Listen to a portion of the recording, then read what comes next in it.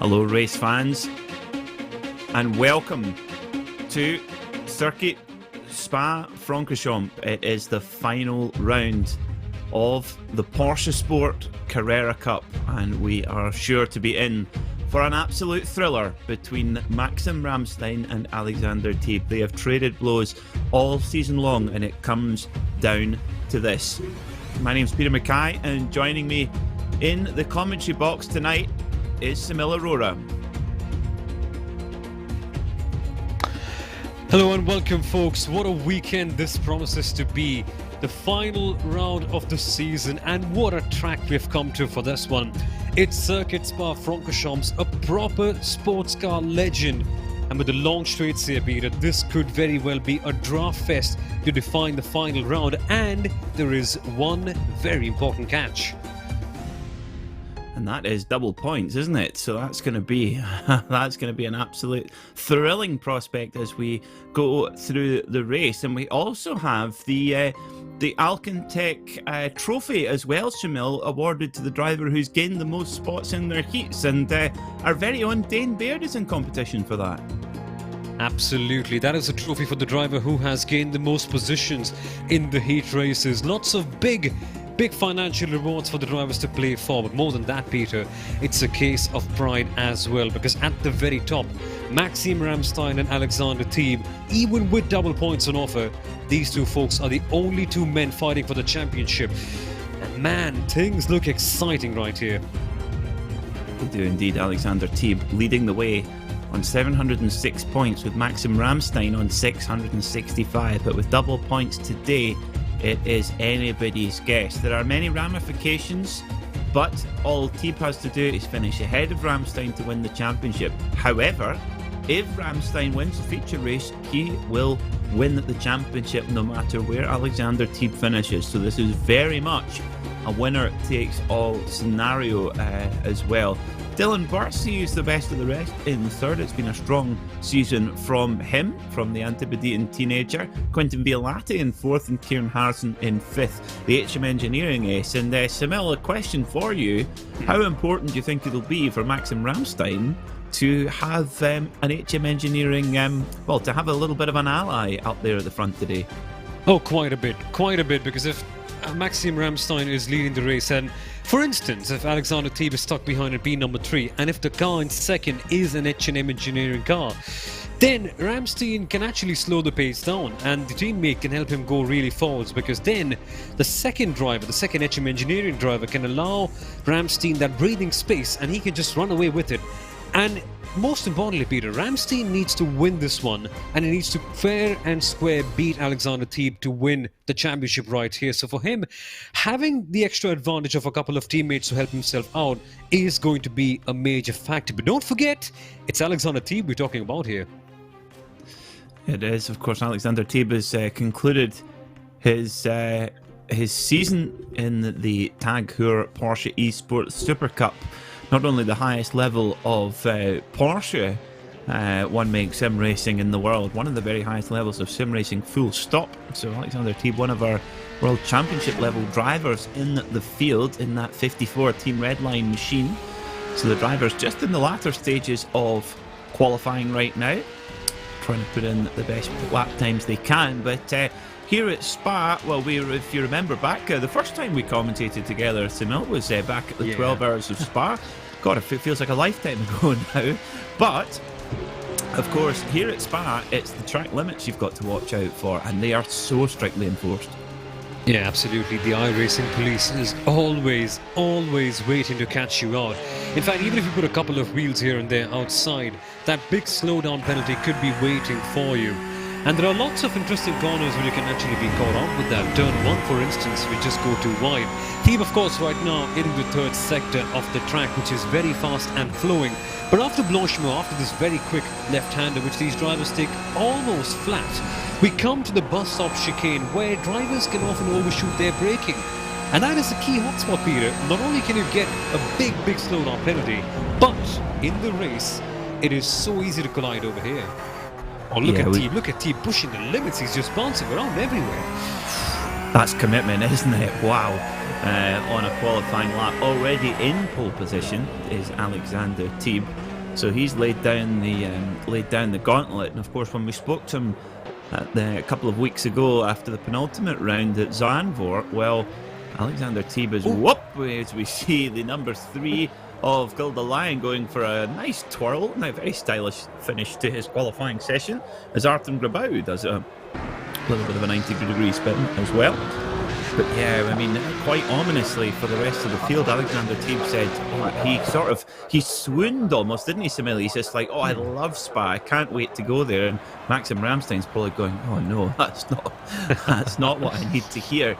Well, they will be in separate heats by virtue of Alexander Teeb and Maxim Ramstein qualifying in first and second. They will be in separate heat races. That could be critical. Alexander Teeb then starts the first heat race of the evening alongside Brian Lockwood.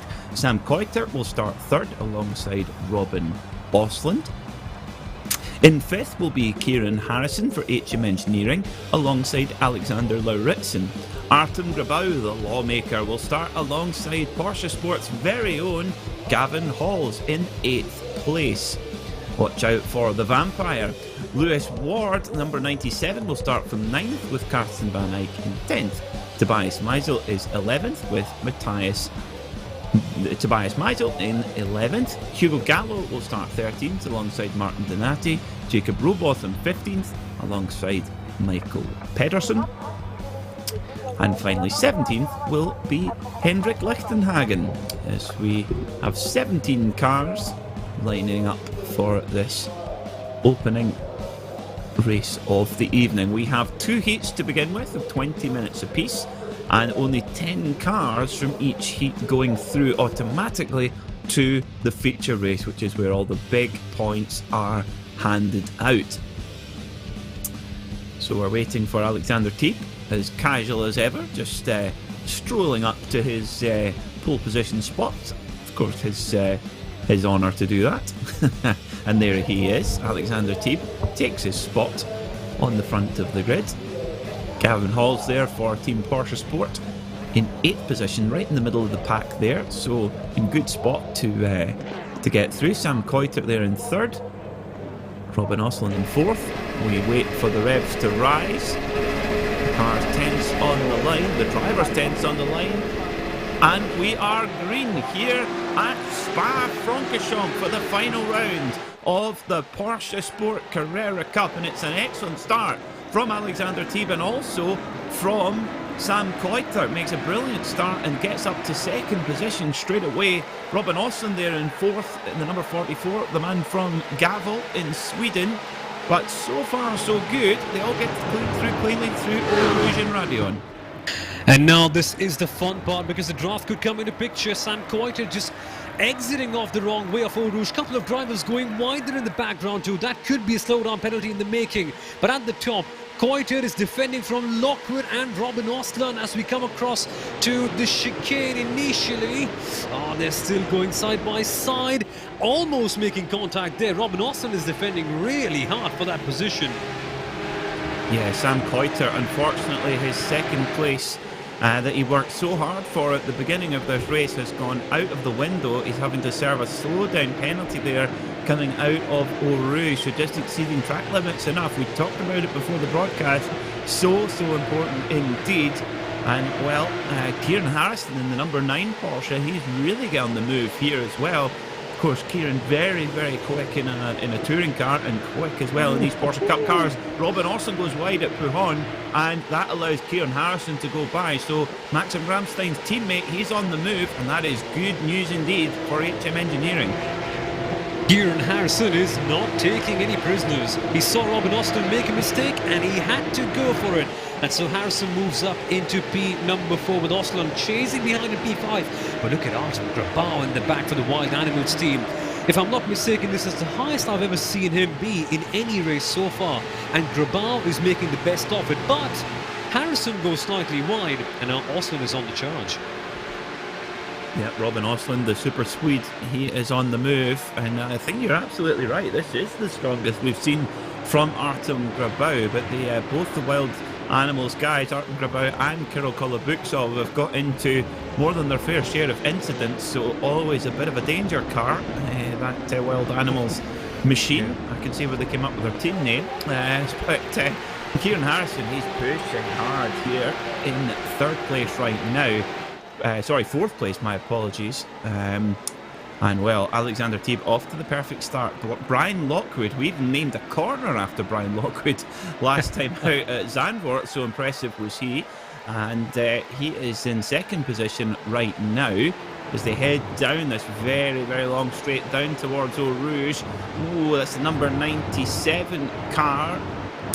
Just having a look there, and oh my word, Lewis Ward in the 97 car for Maniti Racing had to really bail out of that one. Here goes Sam Coiter, 3 wide down the Kemmel straight. Well, it didn't fit 2 wide with Michael Schumacher and Mika Hakkinen, but they somehow make it work. Sam Coiter makes a move, and he's got a lot of pace underneath that WIP.com car, the number 28. Looks like he's stolen the wheels off Justin Tipton's car, so no wonder Justin Tipton can't race tonight, because he's had his wheels stolen. They're on the pink wheels, they're on Sam Coiter's car.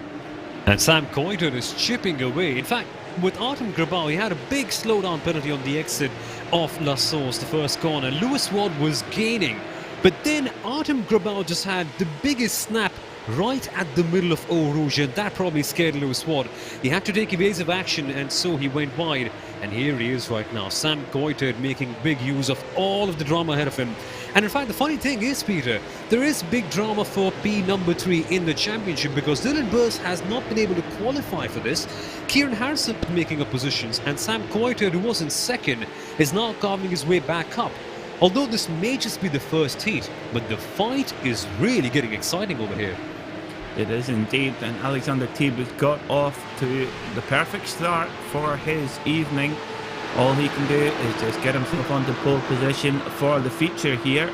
And whoa, you saw there how Lewis Ward really just had to back out of that, and Sam Coiter says, oh, thank you very much, and just slips through the middle. And I don't think neither Ward or Grabau really noticed until it was too late, and Sam Coiter had picked both of their pockets, one with each hand, and through he goes, does the rapid Dutchman.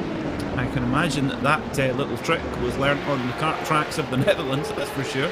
So you see Brian Lockwood now having to defend very, very hard from Robin Osland, who's trying everything to get by, and Sam Coiter, well, tell you what, Soumil, with 15 minutes to go, I think Sam Coiter, if he can get through this pack quickly, he might potentially have pace, certainly for the podium, maybe even the race win, but he needs the clean air to do it.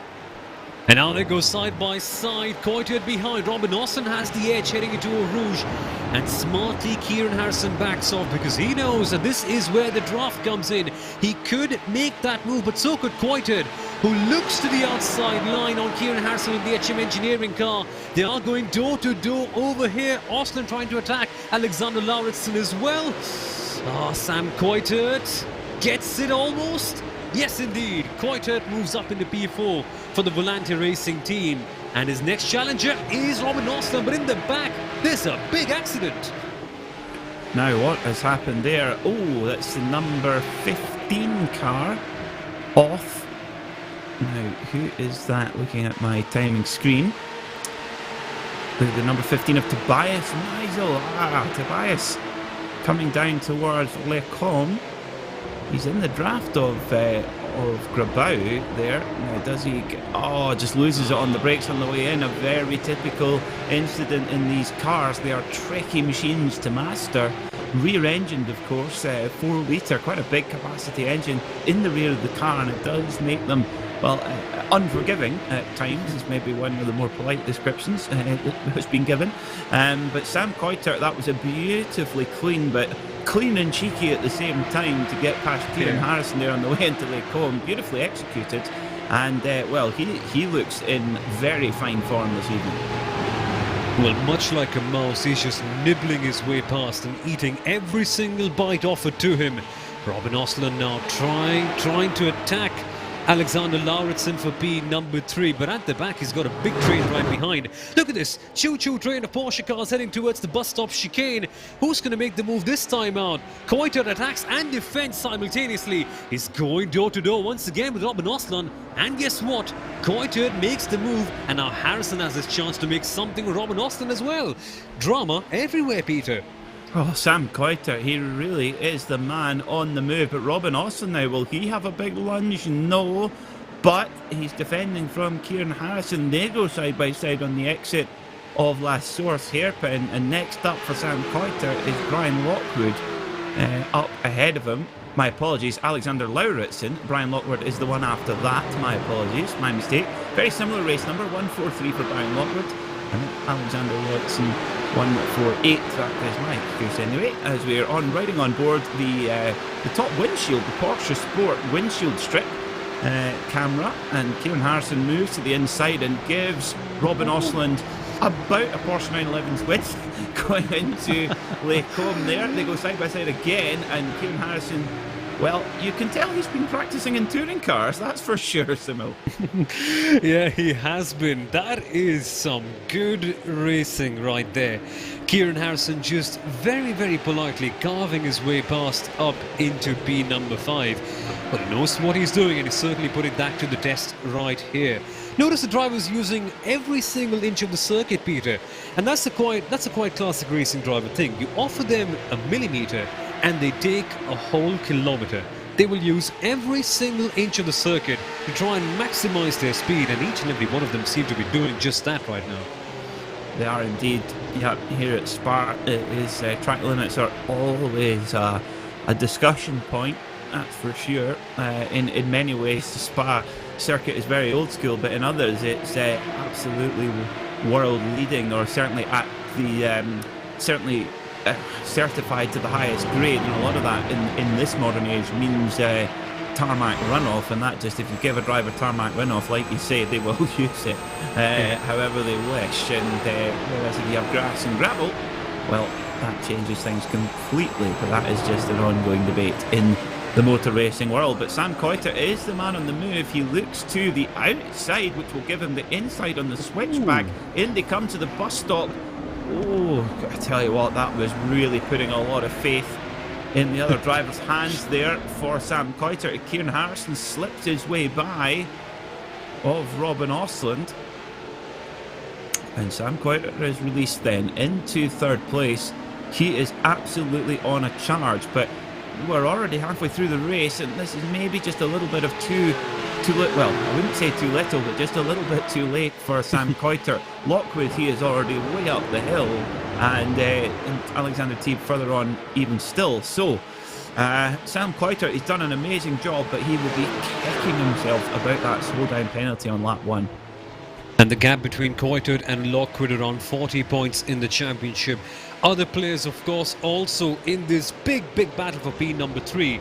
And in this case, I just felt like Alexander Lauritsen just letting Sam Coiter go past, because remember, folks, Lauritsen not really a regular competitor in the championship. In fact, I think this is the first time we've seen him race over here in this series. So he realizes that he does not want to mess with the regular series drivers, so let Coiter go past. And I wonder if he will do just about the same with Kieran Harrison in P number 5. Meanwhile, Peter, while all of that has been going on, Henrik Lichtenhagen has been gaining a fair few positions. He's now up in P number 9, and he's properly making a claim for himself in the Alcantech Simulation Trophy here. Yes, it's mainly between Lichtenhagen and Dane Baird. So Dane obviously in the other heat race. So it'll be interesting to see how that one plays out as well. But yeah, Lichtenhagen going very, very quickly indeed. And Gavin Halls has dropped back to 12th place, so started within the top 10, but it's dropped back a little bit. However, as we've seen so many times, you've just got to be, as long as you can see the person in 10th, you know that something is bound to happen in front of you. 8.5 minutes to go, And well, Gavin has got a bit of work to do, but there's bound to be something that he might be able to capitalise on. It's also Gavin the Vampire Halls is his 10th wedding anniversary this week, Soumil. And do you know how he celebrated? By driving one of these 911 Cup cars. Well, you're actually close, sort of. So it is a little bit of a dig at Gavin. So he's the head instructor at, I'll just say, a circuit somewhere that's not in the United Kingdom, and just to save his blushes. And there was a particular prestige, it's not Porsche, but a very prestigious supercar company had a driver experience day, and he was coaching in the passenger seat, and the car behind, and bearing in mind these cars are worth over £200,000 each, the car behind decided not to bother using the brakes and ploughed into the back of Gavin and his pupil's car. Two very wrecked supercars. And worst of all, it meant that Gavin missed his race in the Porsche Club of Great Britain because, as you can imagine, there were a few forms to fill out after that one. Absolutely. Hopefully these guys don't crash each other out like that. That must be a big bill, isn't it? Oh, yes. Thankfully, Gavin didn't have to pick it up. But there is a brilliant story. I think I mentioned this in the broadcast 2 weeks ago. If you tune into the PorscheSport podcast, we had Gavin Halls on the show a couple of weeks ago, and a brilliant story about him crashing a golf buggy with none other than Kimi Räikkönen, Sebastian Vettel and Bernie Ecclestone on board at the time. So if you want to hear that story, subscribe and tune in to the PorscheSport podcast, our sponsors, of course, of this wonderful series. And already 6 minutes and 38 seconds to go. So we're coming into the business end, and for Gavin, if he wants to get in that top 10, he's got to get a move on. And Sam Coiter with 7 seconds up to Brian Lockwood, looks like he's going to have to settle for third, but that will give him a good spot on the grid for the future. That will indeed. All the action is coming towards the end, and Hugo Gallo, of course, also looking for P number 10. In fact, right ahead is Michael Pedersen for the WYP Volante Racing team, who is chasing Henrik Lichtenhagen. For Hugo Gallo right now, it's a bit of a funny situation. If he does not get ahead up in the P number 10, he has to go the long way into the Consolation race that comes after the second heat. And the top 10 from that one move ahead into the feature race. So it's a longer way round, but he will have a favourable position in that race. From the looks of things, though, he is attacking Michael Pedersen for P number 10. He wants to get things done the easier way, and Pedersen is just falling away from Lichtenhagen a couple of tenths at a time. And at the very top, Peter, from the looks of things, Kieran Harrison is closing once again to Alexander Lauritsen. That, ladies and gentlemen, is for P number 4. Yes, indeed. And Henrik Lichtenhagen, at the moment, he is on the charge and looking set to claim the Alcantech Simulation Trophy, the Hard Charger Trophy, or as the drivers in the Australian V8 Supercar call it, the insert word here, bad qualifier trophy. As it's often referred to, but Henrik Lichtenhagen has big company here from the 199 machine, and Dane Baird, are you watching? Are you watching? This is getting very, very spicy indeed. See, there you go. Big oversteer moment there from the 23 of Hugo Gallo and Michael Pedersen in the 199 machine. He is past Henrik Lichtenhagen, and what did we say about Gavin Halls? He's right there on the back. He's now in 11th place, so just one more place to make up, and he is into the feature race automatically. So Henrik Lichtenhagen for the Panda Racing team in the number 55 as they come through Puhon. Big commitment corner, and well, in a Formula 1 car, you just put your foot down and just turn left, don't you, Soumil? I mean, but you require finesse in one of these things. I mean, in the Porsche, big tongue-in-cheek there.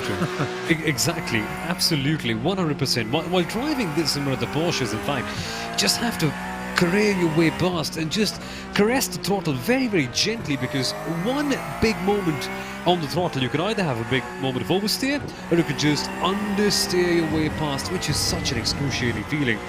I wish that nobody has to feel something quite like that on the simulator, but now, thankfully, these guys know exactly what they're doing. putting in tons of hours practicing on the sim, mind you. At the top though, Pedersen is being chased back once again, but right now, Harrison is being slowed down. That is for P number 5. Harrison wants P number 3 in the championship also desperately. And now he's going out there to grab it. Is he looking for a move at La Source on Alexander Lauritsen? Not quite, but he has the cut back. He has a better run, Peter. Perhaps something heading into Eau Rouge. That would be daring, wouldn't it? Indeed, it would be very daring, but it wouldn't be the first time. And Lauritsen just shuts the door and said, I know what you're thinking, but don't even try it. That is just, it's like, I'm going to save you from yourself there, Mr. Harrison, and shut the door to not go side by side through Eau Rouge. Many have come a cropper there, trying to go side by side through Eau Rouge, but Harrison has got the move. Looks like he's got the move done going into Le Clom. And through he goes then. So, good move there from Kieran Harrison as we look back and big contact, and that is Henrik Lichtenhagen. Has come off the circuit and he rallycross jumps over the track. And Pedersen, he will get a huge slowdown penalty there because he cut the chicane enormously. And look, what did we say? There comes Gavin Hall. So he's now into the top 10 bubble. And Dane Baird has just had a heart attack because he's realised that he's still now in the fight for the Alcantech Simulation Trophy because Henrik Lichtenhagen has dropped a couple of places back. Drama everywhere here at Spa-Francorchamps. We take a look at the replay once again on the right-hand side. Pedersen, oh no. Just got to run too good, and that is not the corner for that, and launches off into the orbit. That's a mighty big incident, Peter, and the slowdown was just about as big as that. Well, that was I'm going to use one word to describe that, Soumil, and normally I'm a man of too many words, not too few words. And that seemed, I'm going to use one word, unnecessary. Yeah, perhaps not really the best of places as Robin Osland once again tries to find out the very same thing. Instead, Osland looks at something on the chicane and lunges. That's beautiful, but they're still going side by side. Yeah, Lauritsen, he's gone, I've seen that one before, my friend. I know exactly how to respond to that. Well, we shouldn't even sound surprised, Soumil, because this is what we've come to expect here in the PorscheSport Carrera Cup. Now, we tried to get the hashtag going last time around. So if you're following us on social media or in the YouTube chat, hashtag PorscheSport Cup, but more importantly, hashtag when does Season 2 start? That's been a raging debate everywhere on social media. The racing, well, it's been fantastic, hasn't it? And we are going to see more of that as the battle still continues. I know, and we've got another heat to go after this, and the consolation race, and the feature race. You are just spoiled for action here in the PorscheSport Carrera Cup. It is. It's a breakfast buffet, and this is, what would this be? Would this be the pain au chocolat? Pretty much. Yeah, the unlimited coffee. It's all about the coffee at breakfast time, or tea, whatever you prefer. I have to say, now look at this. Oh, some brilliant camera work here from our producer Hugo Luis. Ready for liftoff. Way! I love how the front tyres are locked. Michelin tyres is locked up. Good advert for Michelin there. They work better when they're in contact with the ground. Flying pandas right there. I can just see now, of course this won't appear on our viewer screen, but my computer, which I'm viewing the production feed from, I can actually see the drivers' league chat, so it's a little bit like looking inside a clubhouse at a golf club. And Dane Baird is, well, he's typing faster than Kermit the Frog right now. He's already calculating what he needs to get the Alcantech Simulation Trophy, which has been very much his focus throughout the season, and his focus of telling me that we haven't been commentating it on enough. So hopefully we've given it enough airtime in this particular race. One man we can never give enough airtime to, the number 54, Alexander Teeb. He starts off his championship campaign here in this final round of the race of the season, and Alexander Teeb is your winner of the opening heat, and well, that puts him in the perfect position for the feature race later on. Robin Osland comes over the line safely. The man from Gavel has not made it in the gravel this time. We have said that a couple of times this season, but not so this time. And of course, Soumil, Spa, not an easy track at all to master, but some very good driving on show there. Yes, indeed. A couple of incidents here and there that were slightly unnecessary, but nevertheless, the battling was amazing, as it always is here at the PorscheSport Carrera Cup. And the results are on the screen. Alexander T once again dominating, with Brian Lockwood and Sam Coulthard following home in P2 and 3, distantly behind. Yeah, quite a spread there at the front, but then it all of a sudden gets very, very close.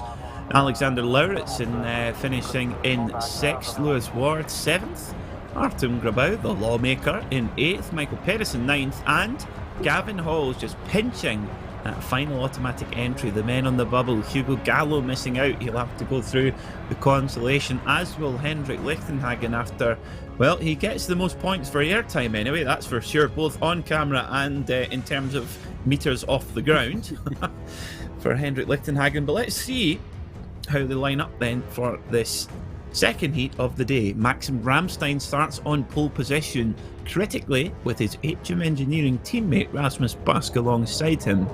On row 2 is Quentin Vialati and Dylan Burse in 4th place. Jose Manuel Padden in 5th alongside Thomas Guldeline.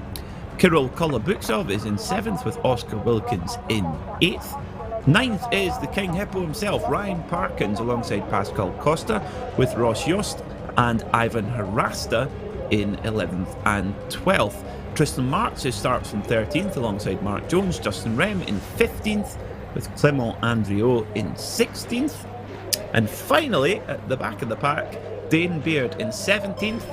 I believe he's got to get up to 5th to win the Alcantech Simulation Trophy, so some big moves required from the man for Kairos competition. So we just wait for the final few cars to arrive, and they do.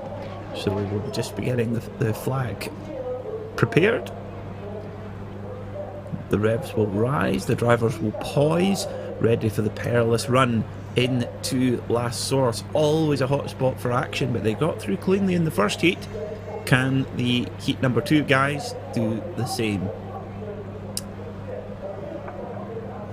So look at that, that's a good Christmas card photo, that, isn't it? HM Engineering, the red and black wonderfully painted cars on the front row, but the lights are up.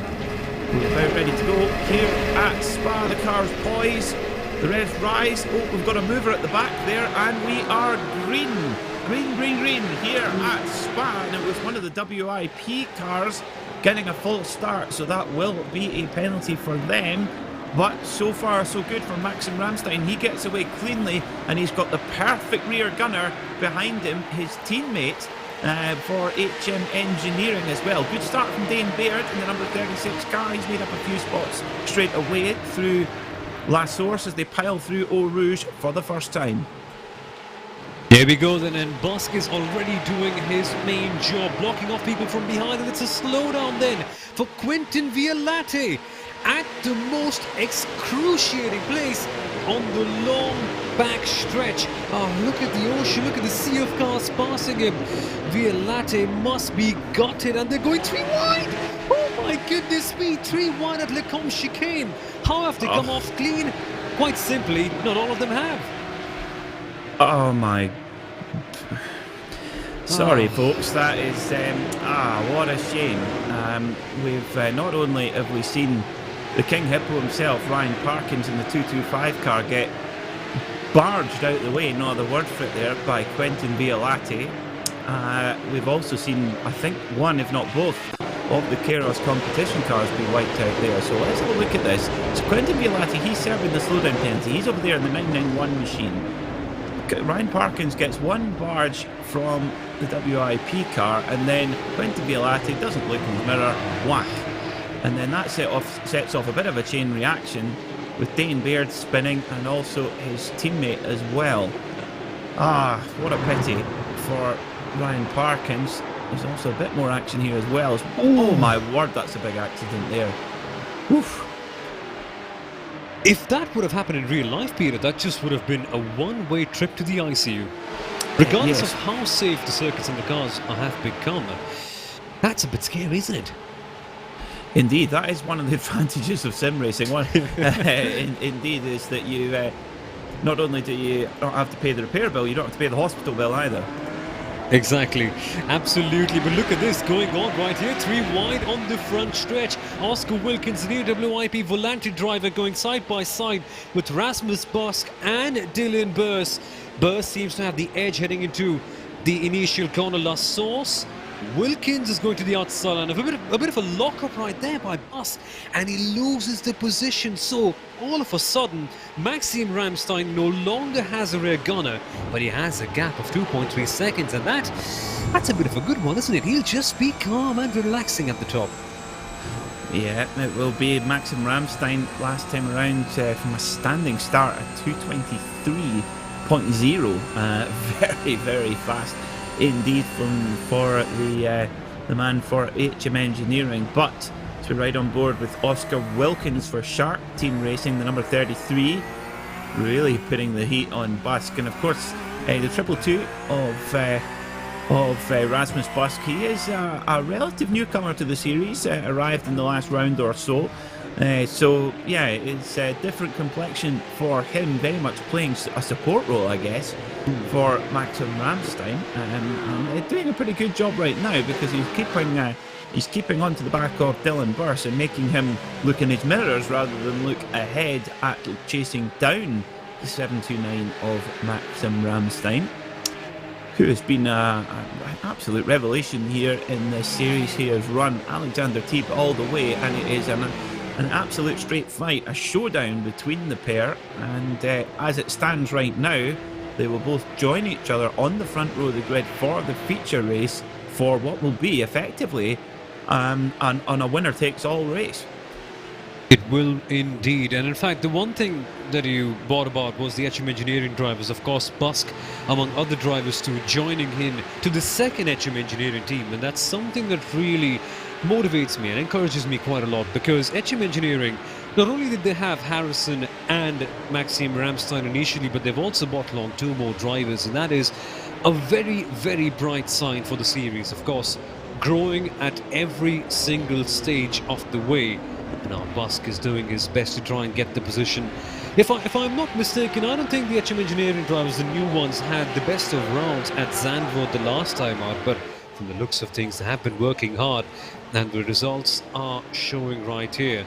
Oscar Wilkins is behind at being number 4. Of course, he's racing for Shark Team right now, but he's just signed for Team Volante too. So lots of big teams in this championship coming up and signing new drivers, Peter. And what do you think about this? Do you think that it's a really good sign for the championship in the long run? Indeed, yes. I think this is going to emerge as one of the leading sim race championships in the world, and the format really, really works as well. The heat racing format is brilliant for us in the both for our viewers and for us in the commentary box, but I'm sure the drivers have an absolute ball as well in this fast and frantic in this heat racing format. So very, very exciting indeed. And like you say, with a lot of these big names, big sim racing teams, HM Engineering, Team Redline, goodness, I mean, they're one of the very biggest names in the whole sim racing world. And it seems like Team Redline are the team that everyone loves to not like, and that is usually a sign that you're doing something right as a race team. Absolutely, like the New York Yankees, if you're into baseball, or the Manchester United in the last decade or something. Not the last, but the last decade. Who am I kidding? United have been a bit of a mess. It's just a football team. Who would like a football team? Really? Come on. It's not as good as a Porsche race, of course, that's for sure, but that's pretty decent. Anyway, 13 minutes and 32 seconds of this race remaining, which is my favourite tactic for changing the subject in the commentary boxes. Whoa! What a crasher. Dear. Oh dear. It's the number 77 of Mark Jones, his second spin. Of course, he had a huge crash at Eau Rouge on the opening lap. And of course, these 911 Cup cars, they're these Michelin slick tyres on those, and no anti-lock brakes, and virtually no traction control either. So when the tyres are cold, as they are from a standing start here, coming through Eau Rouge, the car gets very, very squirrely indeed, and you've got to be ahead of it, because if you're just alongside it, it'll rip your head off, because these cars, they bite. So you've kind of got to almost anticipate what the car is going to do, and really, Soumil, that only really comes with the practice. You almost have to do so many laps that you need to kind of find out what the car will do to you, or what mistakes you will make, and almost kind of preempt those mistakes of going, okay, in this corner the car sometimes oversteer when you least expect it, so you've almost got to preempt that. Yeah, exactly. But this car is a bit like a raging bull, this one. It's really hard to manage, and the temptation of the throttle is just something too big at times. Pascal Costa now is just channeling that temptation into some superb driving, and he's going door to door with Oscar Wilkins right now. He has the upper hand, he has the nose up ahead, and rightfully so, Costa gets P number 4. So he's advancing, he's making big moves right now for Team Impulse Racing. And Pascal Costa had a bit of an iffy round last time out at Zandvoort, finished in P number 19, and then P number 7 at Montreal the last time out. So he's making moves this time out and trying to put behind the Ghost of Netherlands. Yep, indeed. Well, we're not far from there, so I hope he's hitting it well. As Ross Yost comes out of pit lane, he's had a bit of an issue as well, was involved in an incident early on in the race. Now, a bit of a Kairos competition update. Dane Baird has got up to 13th and Ivan Harasta in 10th. So despite their little bit of an incident in the earlier laps, they've managed to recover. Also, Ryan Parkin's in 15th place right now, but really Ryan deserves much more. Just really unlucky to be kind of biffed and barged about there. So a bit of a shame for him. He'll have to go through the consolation race. His teammate Gavin Halls will not. So he can, Gavin Halls, I'm sure he'll have the kettle on already. He's sitting with his feet up, watching this one, and we'll be able to watch the consolation race for a change rather than being in it. Well, it's the more preferable position, to be honest with you. I would much rather watch and commentate on the consolation race instead of being a part of it, because it can be so convoluted at times, so dramatic. And now, speaking of dramatic things, we've got Thomas Gulterland trying to attack Tristan Martz for P number 11. Just nearly gets on his diffuser, getting very close, too close for comfort in fact, and then just spacing out towards the end. That final chicane, Peter, has just been such a major hotspot. Things can go wrong here, and we've seen so many times just that in GT3 races as well. In fact, the last I remember, we had a GT3 race last weekend, and we saw a big accident between a Mercedes and a McLaren right there. These may be Porsches, but the same can happen just so easily. Yeah, in fact, much easier. In fact, I would say, because they when they get a little tap at the rear, they rotate very easily. Of course, the GT3 machines, depending on which GT3 machine you're referring to, of course, I feel like to me, the BMW Z4 GT3 feels like a Skeletrix car. It's got so much grip. But the Audi feels pretty uncomfortable at times and can be quite twitchy. So it's amazing the different characteristics of those cars.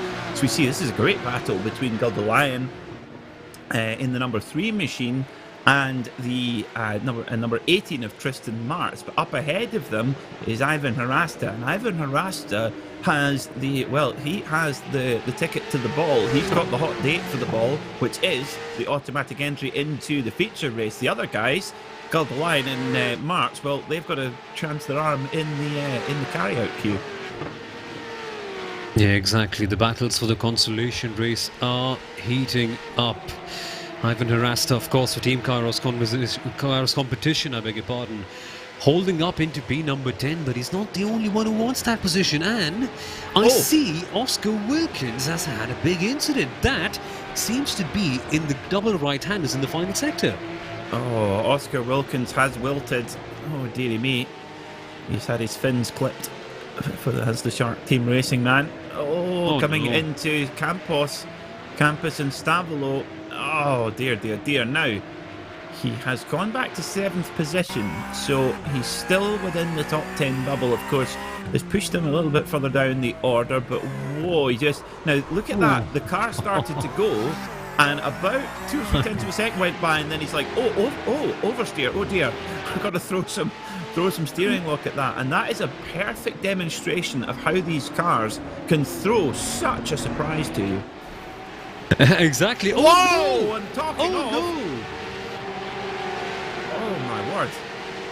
Oh, Ivan Harasta, well, he has had his hot date pinched from him. He was sitting in the perfect spot, and the number 3 of Gulda Lion just unceremoniously punts him. And sometimes in sim racing we see some wonderful gentlemanly conduct where the driver will slow down and allow the person they have tipped around by, but nothing of the sort, it would appear.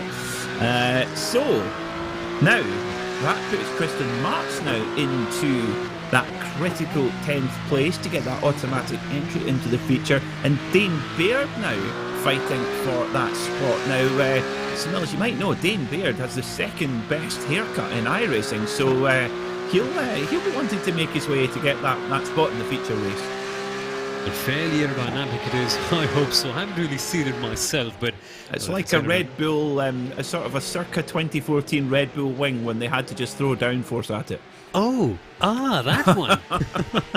Well, that's quite a vivid way of describing it. Oh man. Speaking of Dane Baird, though, he's up in P number 11. He is fighting for that key slot. That is P number 10, the final breakaway one if you want to get your nose into the feature race directly. And up ahead is Tristan Martz, he's not a light cookie, let's call him that way. And Baird is flashing his headlights, much like an Audi driver. Sense it! Oh, Dane Baird! That was unexpected. Comes across, almost made contact. But Baird with the Cars competition car, which is frankly very, very beautiful, just makes sure that clean livery stays even cleaner. Well, he's working that headlight flasher hard, and I have to say, I'm going to make a confession here, Soumil. I did use a bit of Audi driver conduct on the way home here, from my way home from Knockhill Racing Circuit. We ran a little bit over schedule, and I was just rushing to get back, and some idiot in a Vauxhall Corsa decided to do 45 miles an hour in the outside lane, and when the limit is 70. So I showed him my displeasure, Dane Baird, in a 911 Cup car style there. And it worked. It worked. So maybe Dane Baird's trying the same. Who knows? It's a game of strategy, a game of different approaches, let's call it that way. To each their own. Oh, now look at this. Rasmus Busk has got a huge run on Dylan Burst, and he moves up into second position. This is what Maxim Ramstein will be very happy to learn with 5 minutes to go, because of course he will not be happy to learn that. Rasmus, hang on to it, keep it out the bar. Oh, dearie me. Good save. So that was a good save, yes. Wow, that was a very good save indeed from Rasmus Busk. A little bit of a sloppy mistake there into Lake Combe. Let's have a look at it then. So he's got the move done on Dylan Burst. That's in the books. Hits the brakes. Does he lock up? I can't quite tell. Whatever he can't quite get it slowed down onto the grass, and you'll have that horrible scratching and scraping noise of the underside of the car. Dylan Burst giving him really good respect there, braking in a straight line, giving him the room, and Busk just goes straight on. And of course it's really tricky to hang on to it there, Soumil, because it's of course grass, then tarmac, then grass, then tarmac, and then grass again. And it's that's not what the car likes, is that change in surfaces. Yeah, indeed, this Porsche Cup car, of course, made for the tarmac. Not like the old Porsche rally cars of the day. And I hope to see more of them on the rally scene, in fact. But now we take a look at this onboard right now of Busk. Too much speed in the corner. And all of a sudden he has to channel his inner Ken block. And top marks to Busk, in fact, the way he kept it clean. To put it simply, I just would not have been able to do that. These Porsche cars are monsters, the 911 GT3 Cup cars. And, well, Busk doing a superb job keeping it clean. But now he has fallen back into the hands of one Pascal Costa. 3.5 minutes to go, Peter. Pascal Costa has ample of time to get it done. Question is, will he be able to? Well, we shall wait and see. Well, also, if this is the battle for the podium, which it is. Busk up ahead, Costa in 4th, and Vialati right behind. Have a look at the top 10 battle.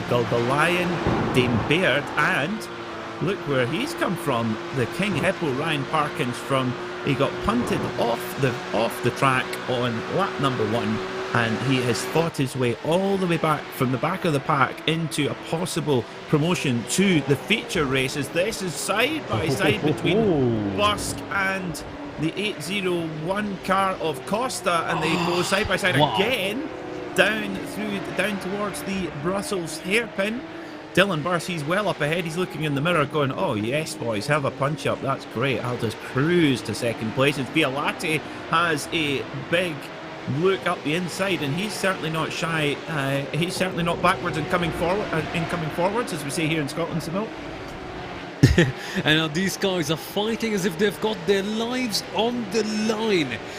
The attack is impending in both cases, both on the left and the right. A move down the inside at Pujon.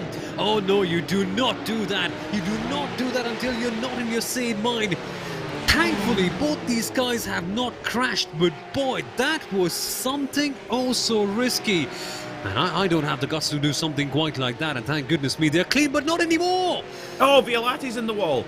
Oh, now that could be critical. Now he gets away with it just about.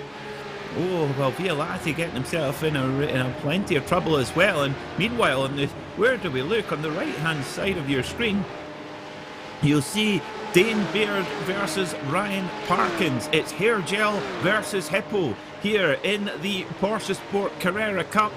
If you're wondering what on earth I'm talking about, just look at Dane Baird's haircut, and of course Ryan Parkins, the King Hippo, of course. Well, the King Hippo is imposing his presence in the jungle. He wants to be known as the real king, and so he'll fight every single one of the wild animals on the way. In fact, he'll even fight a Kairos competition car, looking for something down the inside of Blanchimont. No, dear Ryan, that is not the place for that. But the place for a good move is the bus stop chicane, and so Ryan Parkins is not going to try this time out, sadly. He will wait for La Sauce. Yes, this is interesting, of course. The Lion getting a little bit further up the pack, but this will, although even if it's not a position to get into the feature, every position counts. Ryan Parkins sends it. Ryan Parkins sends it up the inside. Dane Baird goes very, very wide. Just gets a little bit of a mistake there on the exit of La Source. But Dane Baird, he tucks in now. Was that a mistake, or was that a masterstroke from the young man, the 18-year-old? Did he decide to just go, oh, I've run wide, oh dear, and then all of a sudden I'm in the slipstream, which I'm going to drag by anyway? What do you think, Soumil? Crikey, that's something you need to use this to frame to your advantage here at Spa, especially in the first couple of sectors, with the long straight helping you out, the Camel Straight. Parkins has to defend once again. Dane Baird is getting closer. And that Kairos competition car knows he wants to get that Alkintech Simulation Trophy. Remember, points for that can only be won in the heat races. So if something has to happen, it has to happen right here, right now, because this is the final heat race of the entire season, believe you me. It is indeed, yes, of course. And next up will be the Consolation race. And Ryan Parkins using all of the track and more on the exit of the Jackie X left-hander. Through Pujon they go for the final time. And it looks like Ryan Parkins, he's just stretching just an inch or two every corner from Dane Baird. But Alexander Teeb did what he needed to do.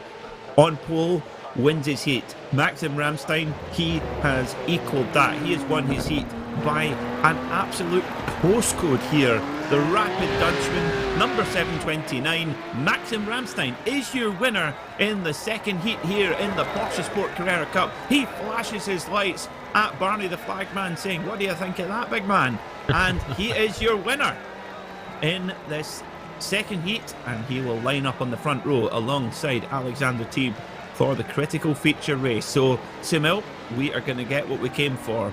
A straight dogfight between Ramstein and Teeb in the feature. Oh yes, it is the big one. Think of it much like a big fight in MMA. Your Conor McGregor's versus... Well, who did Conor McGregor fight? I'm not really big into MMA, but still, you get the idea. A big guy, two big superstars, the two biggest names fighting against each other. And now Ivan Arasta has to defend as well. Oh, dear me. The parents of the last lap coming into perspective. Could be a flat finish to the end. Arasta gets speed number 13, though. That was on the line, and yeah, this is going to be a big one. Ramstein and Teeb. Well, I'm going to go to boxing, in fact. Imagine Muhammad Ali and Mike Tyson going for a fight against each other. Two big stalwarts of the game going head-to-head, toe-to-toe. This is what we're going to get in the feature race. But first, there is a consolation race coming up now. And that could be very important indeed as well. So let us go through the results before our consolation race. Maxim Ramstein, the winner then by 7.2 seconds from Dylan Burst. Rasmus Busk for HM Engineering was third. Pascal Costa in fourth, with Quentin Violati making no friends to his way to fifth place. Kirill Kolobuksov for Wild Animals finishes in sixth, with Oscar Wilkins seventh, Jose Manuel Padin eighth. Justin Wren was ninth, and Thomas Skull the Lion getting the critical final spot automatically through to the feature. Ryan Parkins just narrowly missed out, but a great fight back from the very back of the pack from him. He finishes 11th, with Dane Baird 12th, Ivan Harasta 13th, Tristan March 14th, Clement Andrio 15th, Ross Yost in 16th, and finally Mark Jones was 17th. So our drivers are now getting ready for the consolation race. Hugo Gallo starts in pole position alongside the Ryan Parkins, the King Hippo himself. Martin Donati rolls off from third, with Dane Baird in fourth. Fifth will be Matthias Burke alongside Ivan Harasta. Seventh will be Tobias Meisel, and eighth Tristan Martz. Ninth place will be Karsten Van Eyck, followed by Clement Andrio, Hendrik Lichtenhagen and Ross Yost. And finally, Jacob Robotham and Mark Jones round out your 14-car field. So we've seen this before, Soumil, in this consolation race, getting the car to the finish, particularly with a 14-car grid, 10 go through to the feature. Very, very important indeed to not give up. Yes, indeed. Things can change so quickly. In fact, by the snap of a finger, you could see half the grid being eliminated. No, it's not a Marvel reference, this one, but honestly, anything can happen in the consolation race when the grid is just so big. We've seen carnage lots of times, Peter. This one, I get a feeling this one is going to be so much more fun, so much more clean, and hopefully a lot more enjoyable.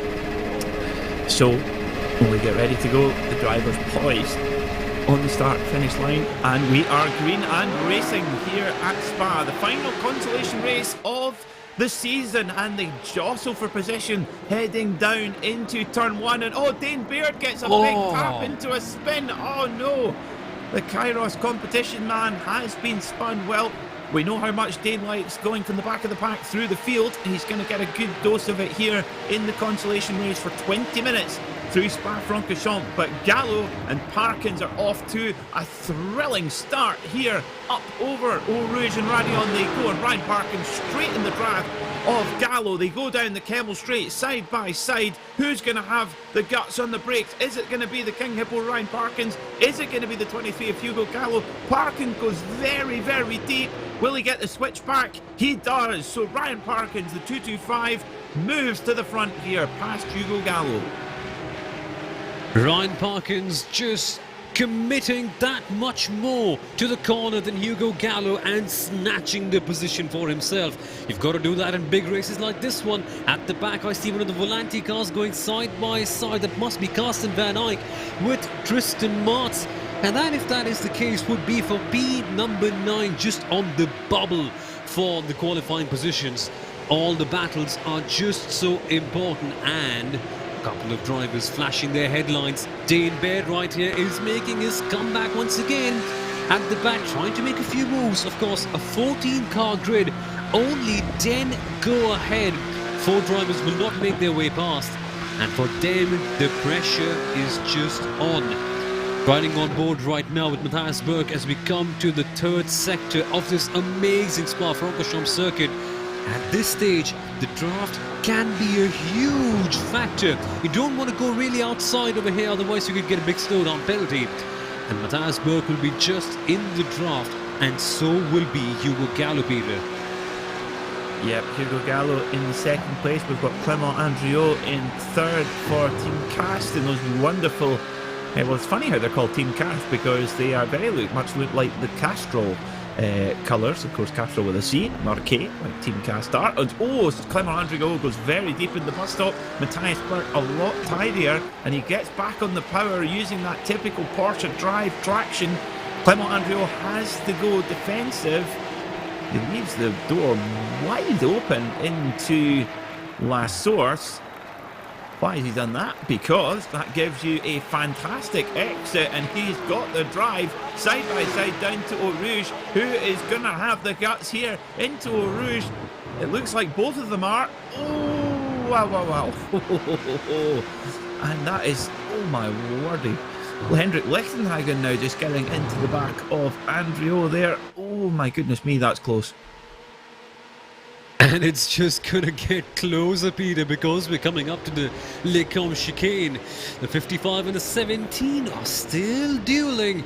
And at last, we have a victor, but not in this battle, of course, because Ivan Harasta and Hendrik Lichtenhagen still going side by side right here. No, that must be Ross Yost, right, if I'm not mistaken. I beg your pardon, that is Ross Yost. Two of the Maniti Racing cars in the battle. Oh, dear me, they're just going to push each other off. And they have. Oh, you're the sorcerer Soumil here. He goes, they're going to push each other off, and what happened? There you go. Goodness me, that is the 911 of Carson Van Eyck coming off worst of all there. So let's have a look. He's going to mind his own business. Harasta stuffs it up the inside at the Brussels hairpin and just barges him out the way. And that was, well, a couple of weeks ago I introduced you, Soumil, to Robot Wars. That was a bit of a Sergeant Bash, that one. Now, I must apologise, since we're in apologetic moods. The number 17 is not Clement Andriot, it's his teammate Martin Donati. So every time I was saying Andriot does this, Andriot does that, it's not. It was Martin Donati. It's, oh, dearie me, that was the 15 of Tobias Meisel getting very late on the brakes and gives Dane Baird a bit of a bump and gave him all of the work to do. Bit of an update on Dane Baird. He is up to 10th, so he has now found his place on the grid for the feature race, albeit from the very back. But he is on a recovery and doing very well indeed.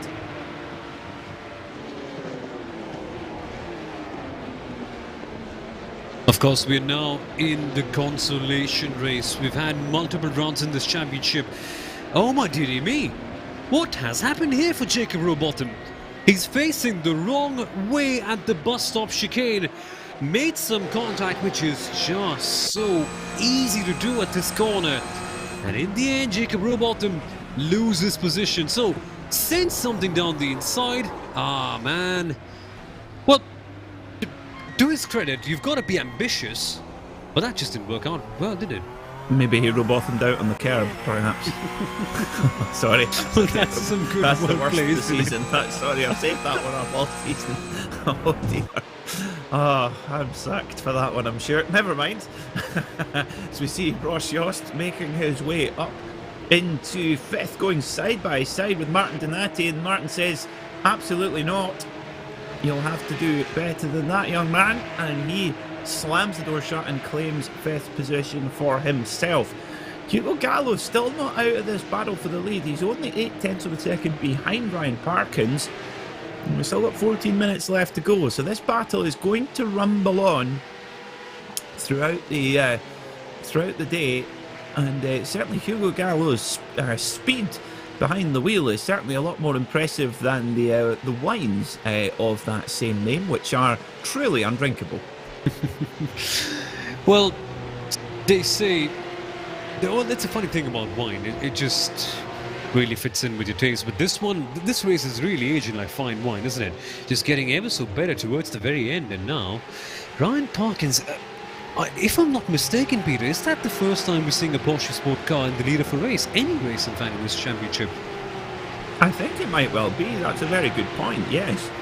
We have had Gavin Halls at the front of the feature race a number of times, but of the consolation race, my apologies, but I don't think finishing first. So yes, that is it certainly is a very good drive indeed. Of course, I must give a huge thank you to our sponsors, PorscheSport, for their support, and you can tune in to the PorscheSport podcast every Thursday with myself and my colleague who keeps me right, Kat Impey, who is a pro racing driver and instructor at the Porsche Experience at Silverstone, and also our podcast dad, Luke Holroyd, who makes us all sound very nice and make sure that we're all there on time and that we don't swear and anything like that. So Luke keeps the whole show on the road.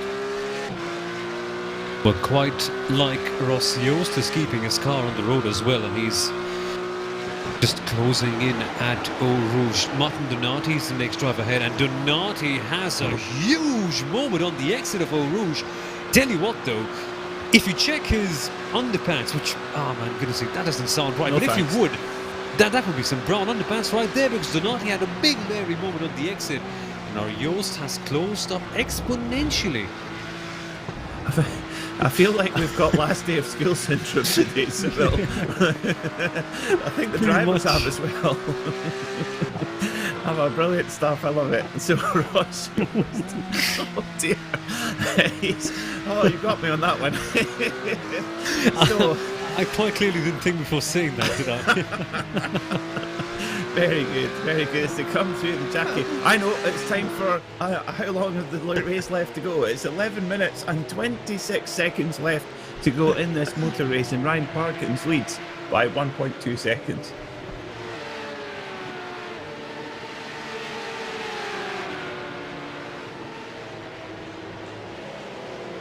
So then the battles are closing up as we reach the halfway mark in the consolation race. We are seeing everyone fight it out in the midfield right now. Everything is just getting oh so intense, and I think a very important part of doing very well in the series speed is not cracking under pressure, isn't it? Because the drivers, every single time, they are faced under relentless pressure, be it to qualify in a good position in the heat or to make it out of the consolation race. Every single time, every single lap you do is almost always under some kind of burden, and just keeping your mind out of that, I think that just has to be a very critical factor, especially when you consider these cars, which are pretty hard to drive, by the way.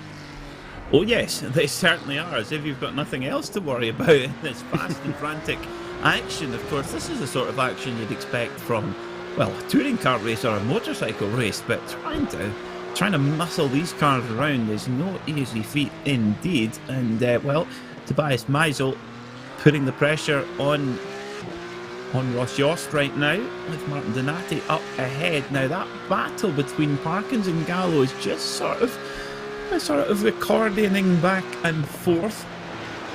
Now interestingly, here's one for you, Soumil. We've had 5 laps, and Hugo Gallo, his best lap time, he does not have one, because he has obviously broken track limits on every single lap around. So has Henrik Lichtenhagen. Now that is absolutely no criticism of Hugo Gallo or Henrik Lichtenhagen. That is just you never see that at any other racetrack. That is just how horribly harsh the stewards are here at this virtual Spa-Francorchamps circuit.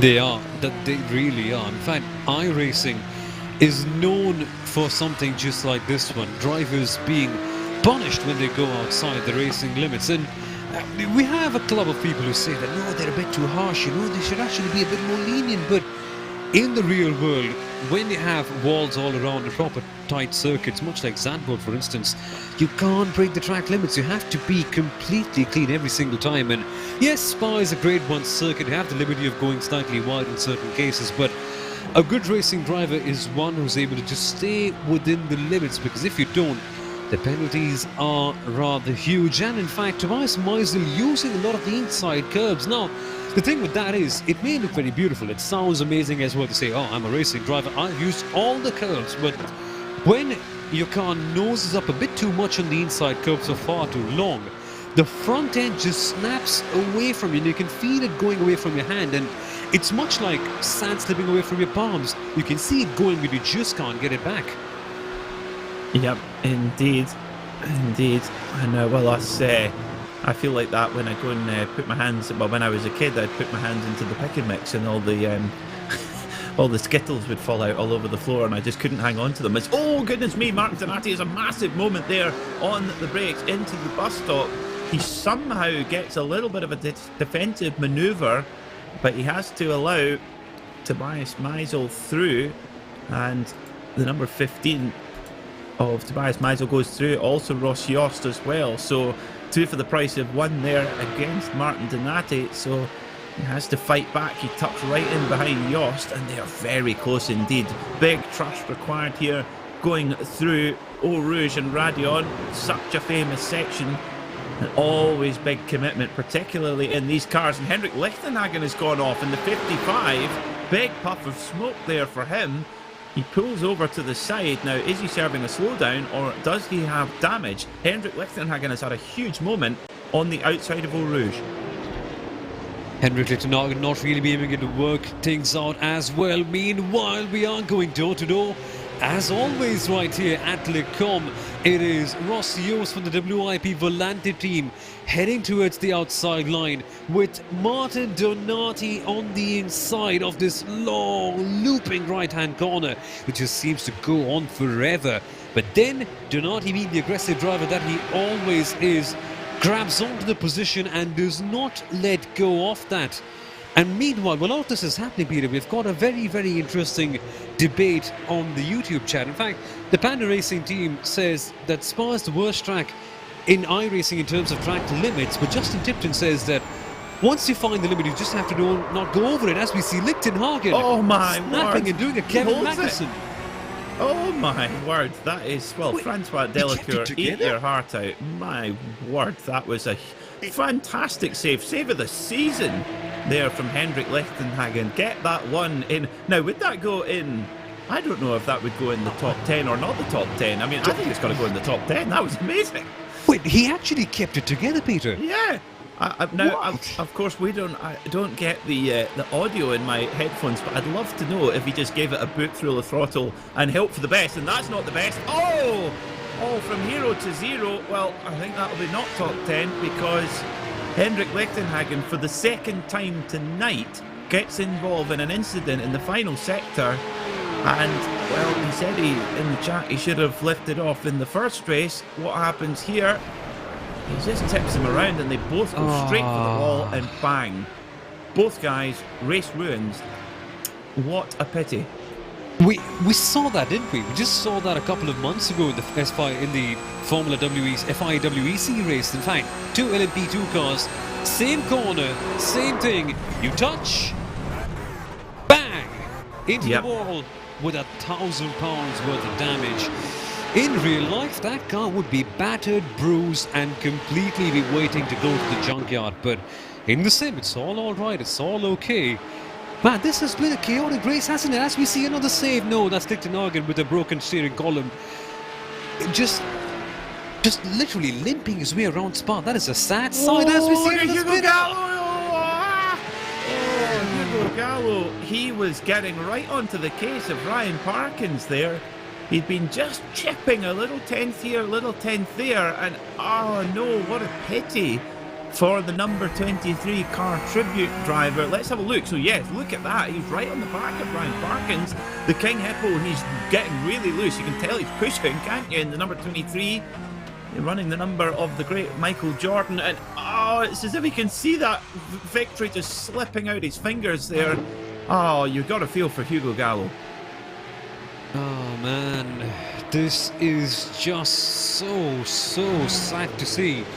And Hugo Gallo, he will still make his way up into the feature race. That is the crucial part. But Peter, even though Spa is a wide circuit, even though it's a Formula 1 Grade 1 circuit with all the room in the world, qualifying position is still such a major factor. And we've got double points, mind you.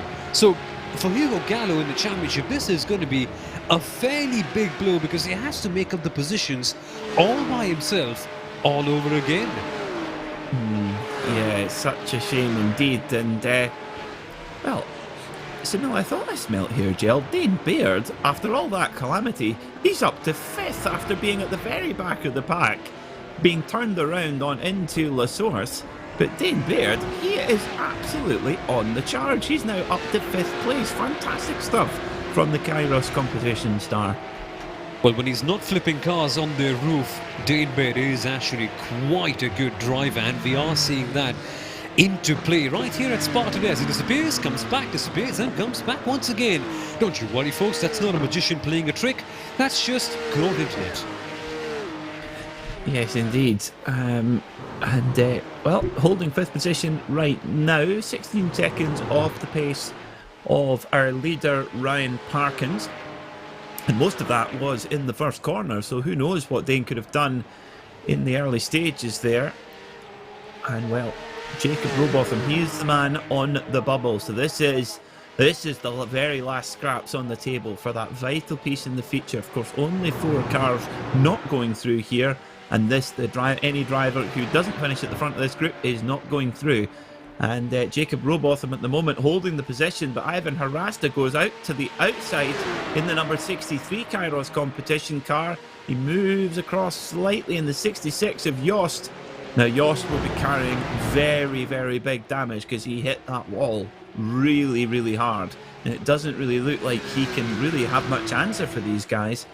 Ivan Harasta at the moment looks to be holding 10th place pretty confidently, and yes, look at the damage on board of Ross Yost's machine, and that is not cosmetic, isn't it, Soumil? That will be affecting his handling very badly. Oh yeah, this isn't real Racing 3 damage here. It does actually make a huge difference in the way the car works. And is it just me, or has Ivan Harasta got a big slowdown penalty? Because all of a sudden Robotham's right there. Robotham is just on his diffuser and he's saying, hey, Ivan, if you're watching me, just check your mirrors. I'm right there to take your position. And even Ross Yost, for that matter, he may have got big damage, but does that affect him in any way whatsoever? Does that dampen his spirits? Oh no, it doesn't, because Ross Yost once again looking for a move.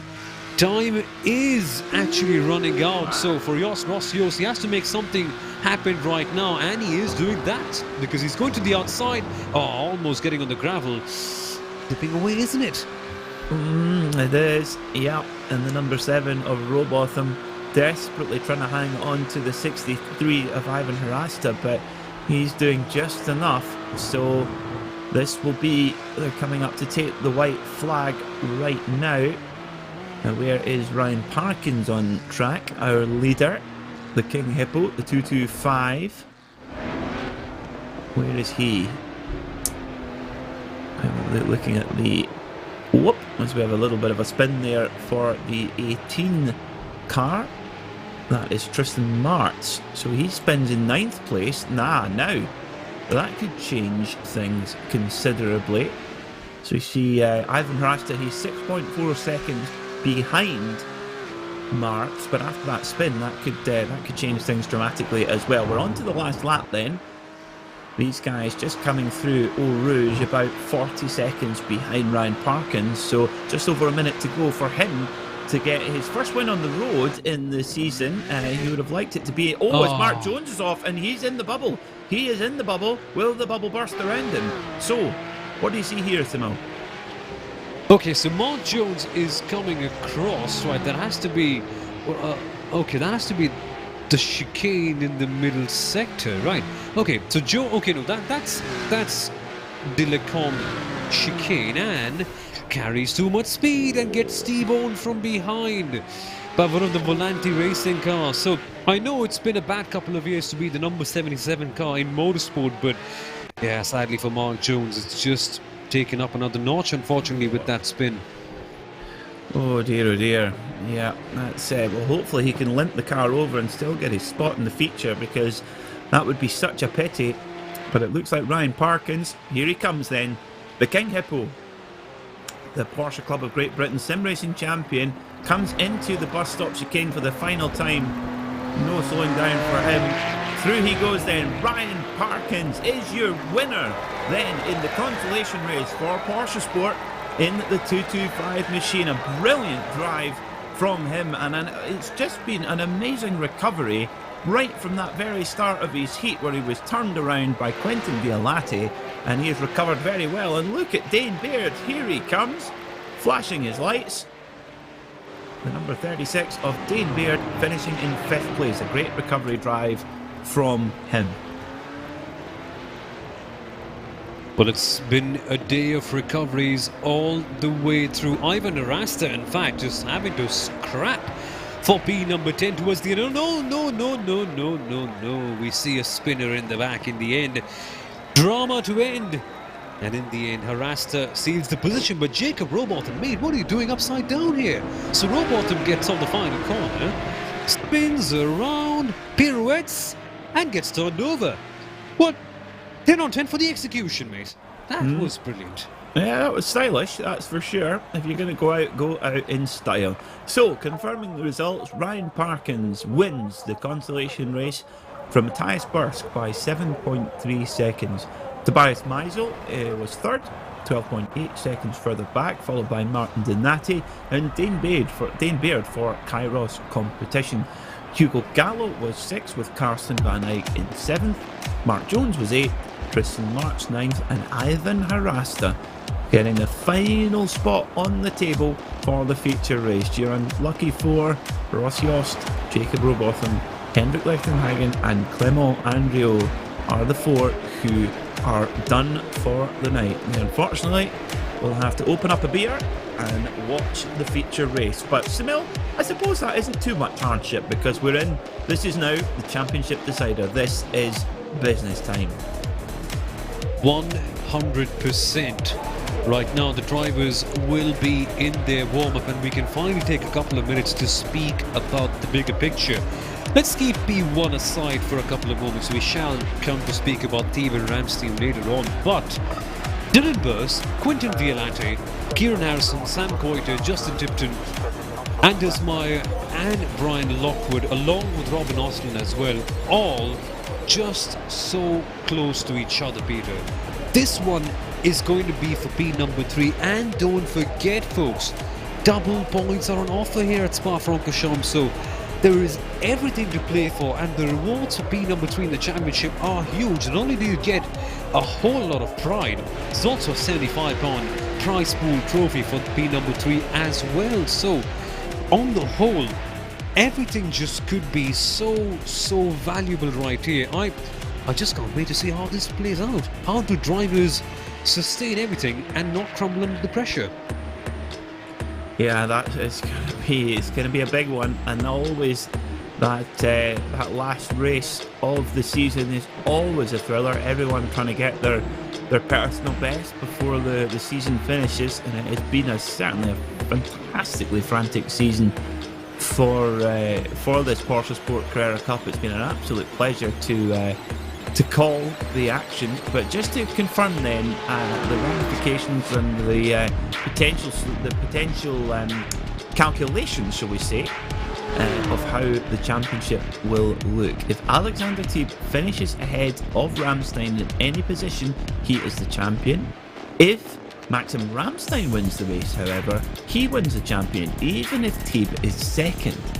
However, if Maxim Ramstein finishes second and Alexander Thiebe is third, Thiebe wins the championship. So the cards are stacked in Alexander Thiebe's favour, but Maxim Ramstein knows if he wins the race, he is the PorscheSport Carrera Cup champion. So it's a very simple formula for those two men, and well, it's just going to be a straight winner-takes-all fight, Soumil, and that is a tantalising prospect. And of course, for our feature race, a 30-minute race length rather than the 20 minutes of the heats, and that opens up some new possibilities as well. Indeed it does. I mean, picture this. Porsche 911 GT3 Cup cars, which are honestly probably the best race cars, most fun in fact to drive along, racing at Spa for a big championship with big names like Alexander Thiebe and Maxim Ramstein fighting for a prize pool championship. If that doesn't excite you, I simply do not know what will. Well, I mean, the only way it could get better would be with Corvettes, of course. Ah, the C8R, what a beauty. Yes. Oh, any Corvette. Yes, as you know, I'm a big Corvette fan. So, let's have a look through the grid. Alexander Thiebe sits on pole position with Maxim Ramstein in second. Brian Lockwood will start third alongside Dylan Burse. Sam Coiter will start from 5th. Watch for him. He had a lot of pace in his heat. Rasmus Bucks will start from 6th. Kieran Harrison will begin from the 7th spot on the grid alongside Pascal Costa. Row 9 is Robin Osland alongside Quentin Vialati. Sorry, in 9th is Robin Osland, not row 9, 9th place. 11th is Alexander Lauritsen alongside Kirill Kolobuksov. 13th is Lewis Ward beside Oscar Wilkins. 15th is Artem Grabau. 16th, Jose Manuel Padden.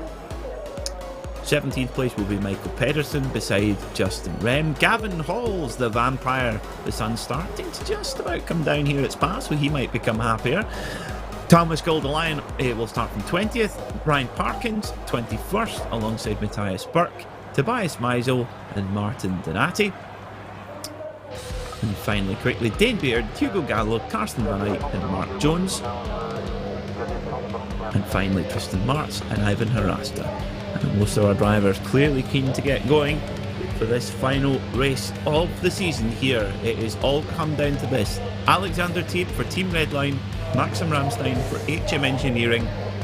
It is all come down to this. The number 54 for Alexander Teeb, the 729 for Maxim Ramstein, where the cars poise, the revs rise, and we are go here at Spa-Francorchamps for the final race of the PorscheSport Carrera Cup Championship. Down towards La Source they go, and Alexander Teeb crucially makes it through cleanly, but Maxim Ramstein is right behind him, but they have got the attention of Brian Lockwood in the 143 machine as well. So will there be any other potential characters in this final episode of the championship? Well, we're always looking for a dramatic finish, and guess what? We're getting something quite like that. 3 wide in the background as we go past the Camel Straight for the very first time.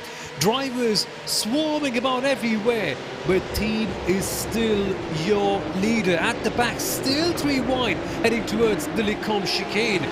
Boy, oh boy, oh boy, this could perhaps not end well. And thankfully, it seemed to has ended well. So, as everything calms down, as all the protracted drama comes to an end, we are seeing drivers settling in and preparing themselves for a 30-minute long expedition into the Belgian forests. This right here, folks, should be a fun one, and the crashes have begun. And we got that's Martin Donati got tipped around by one of the Kairos competition cars. I'm not sure if it was Ivan Harasta or Dane Baird. Let's kind of look at the replay. Just looking at the back, it looks like it is Dane Baird. Tut tut tut, Dane. That's a bit naughty. Now, let's have a look here. Has a look up the inside. Clips him very gently, if at all. So apologies, Dane, if that was what we think it might have been. So Justin Rem, the man in the 912, oh my word, gets turned around violently by Oscar Wilkins. That's his race over before it's begun. Both of the PorscheSport cars get through cleanly. Gavin Hall's ahead of Ryan Parkins there. Tobias Meisel in the number 15 machine. What happened to him? Did he get caught up in this incident as well? He has a bit of a look up the inside. It's very tight there through the Fania chicane. I feel like this is just like waiting for the inevitable to happen here. Ooh. He makes a big look up the inside. Oh, and a bit of a sloppy one there. So the kind of the sea is parting in front of the drivers. We can keep it on the black stuff here. Exactly. I mean, that's the name of the game, right? You've got to play the game to win the game. So to win the race, you've got to be on the track, which is sadly what Dylan Buss has not been able to do, because he spun around and in a cloud of smoke, his P3 in the championship seems to be slipping away. I think Sam Coiter might be involved in this one. Let's have a look. Oh, yeah, no. he is. A big old shove. Big shove no. there. Oh my word. Well, that's a real pity, because Dylan Buss has been such an impressive young man. He's only 14 years old, and do you know what, Soumil? To me, he's been one of the cleanest racers all season, and that is such a pity. I'm gutted for the young man to miss out in such circumstances as that. But back at the front, Ramstein versus Teeb, the gold ticket, the blockbuster. This is what you signed up for, and oh my word, Maxim Ramstein gets very late on the brakes there, but you can just about get away with it there at the Brussels hairpin. Yeah, just about keeping it clean, and Ramstein runs wide, and so he's under pressure by the RaceKraft car, going side by side, and Ramstein has to concede a position to Brian Lockwood, the Porsche Esports Super Cup driver, making his way past, and now Ramstein has to put his thinking caps back on, because if he does the math right now, Teeb takes it home. Ah, well, I'm just been searching through my script, Soumil, and that wasn't in it. Oh, as Gavin Halls gets tipped off into the barrier. Oh my goodness me. For the second time this week, someone ploughs into the back of him, once in the virtual world, once in the real world. Poor old Gavin Halls. Well, we've said it once, I've said it many times. Oh, if he didn't have bad luck, he'd have no luck at all, Soumil. Yeah, he just seems to be on the wrong side of Lady Luck all the time, and just everything is going against his favour right now. And let's see how he's able to make a comeback, because this is a long race, by the way. We still have ample of time. But what if you're Maxim Ramstein right now? What if you're in P number 2 in the championship and you want to get that win, double points on offer? Both your teammates who could act like shotgun drivers are behind, not ahead of you. Now, you've got to do it all on your own. If you're Ramstein, oh boy, the pressure is on you. Do you crumble or do you make the best of it? Well, I mean, his two teammates, Kieran Harrison and Rasmus Busk, they're in 4th and 5th. They're kind of doing their job by keeping the pack at bay. But the fly in the ointment really is Brian Lockwood. Brian is, well, he is right on the pace of these guys, and this is not what Maxim Ramstein needs. Well, he obviously didn't intend to have Brian Lockwood go by him here, and well, the interesting part is, I think, Soumil, is that maybe, just maybe, Brian Lockwood might have the ultimate pace of the three here, and Maxim Ramstein will be hoping so, because if Brian Lockwood does have the pace, he can hopefully kind of pull along behind him and then have a go. So this is a really interesting three-way dynamic now, and this changes the complexion of the championship completely, and how both Alexander Teeb, Brian Lockwood, and also Maxim Ramstein go about the next 24 minutes of racing.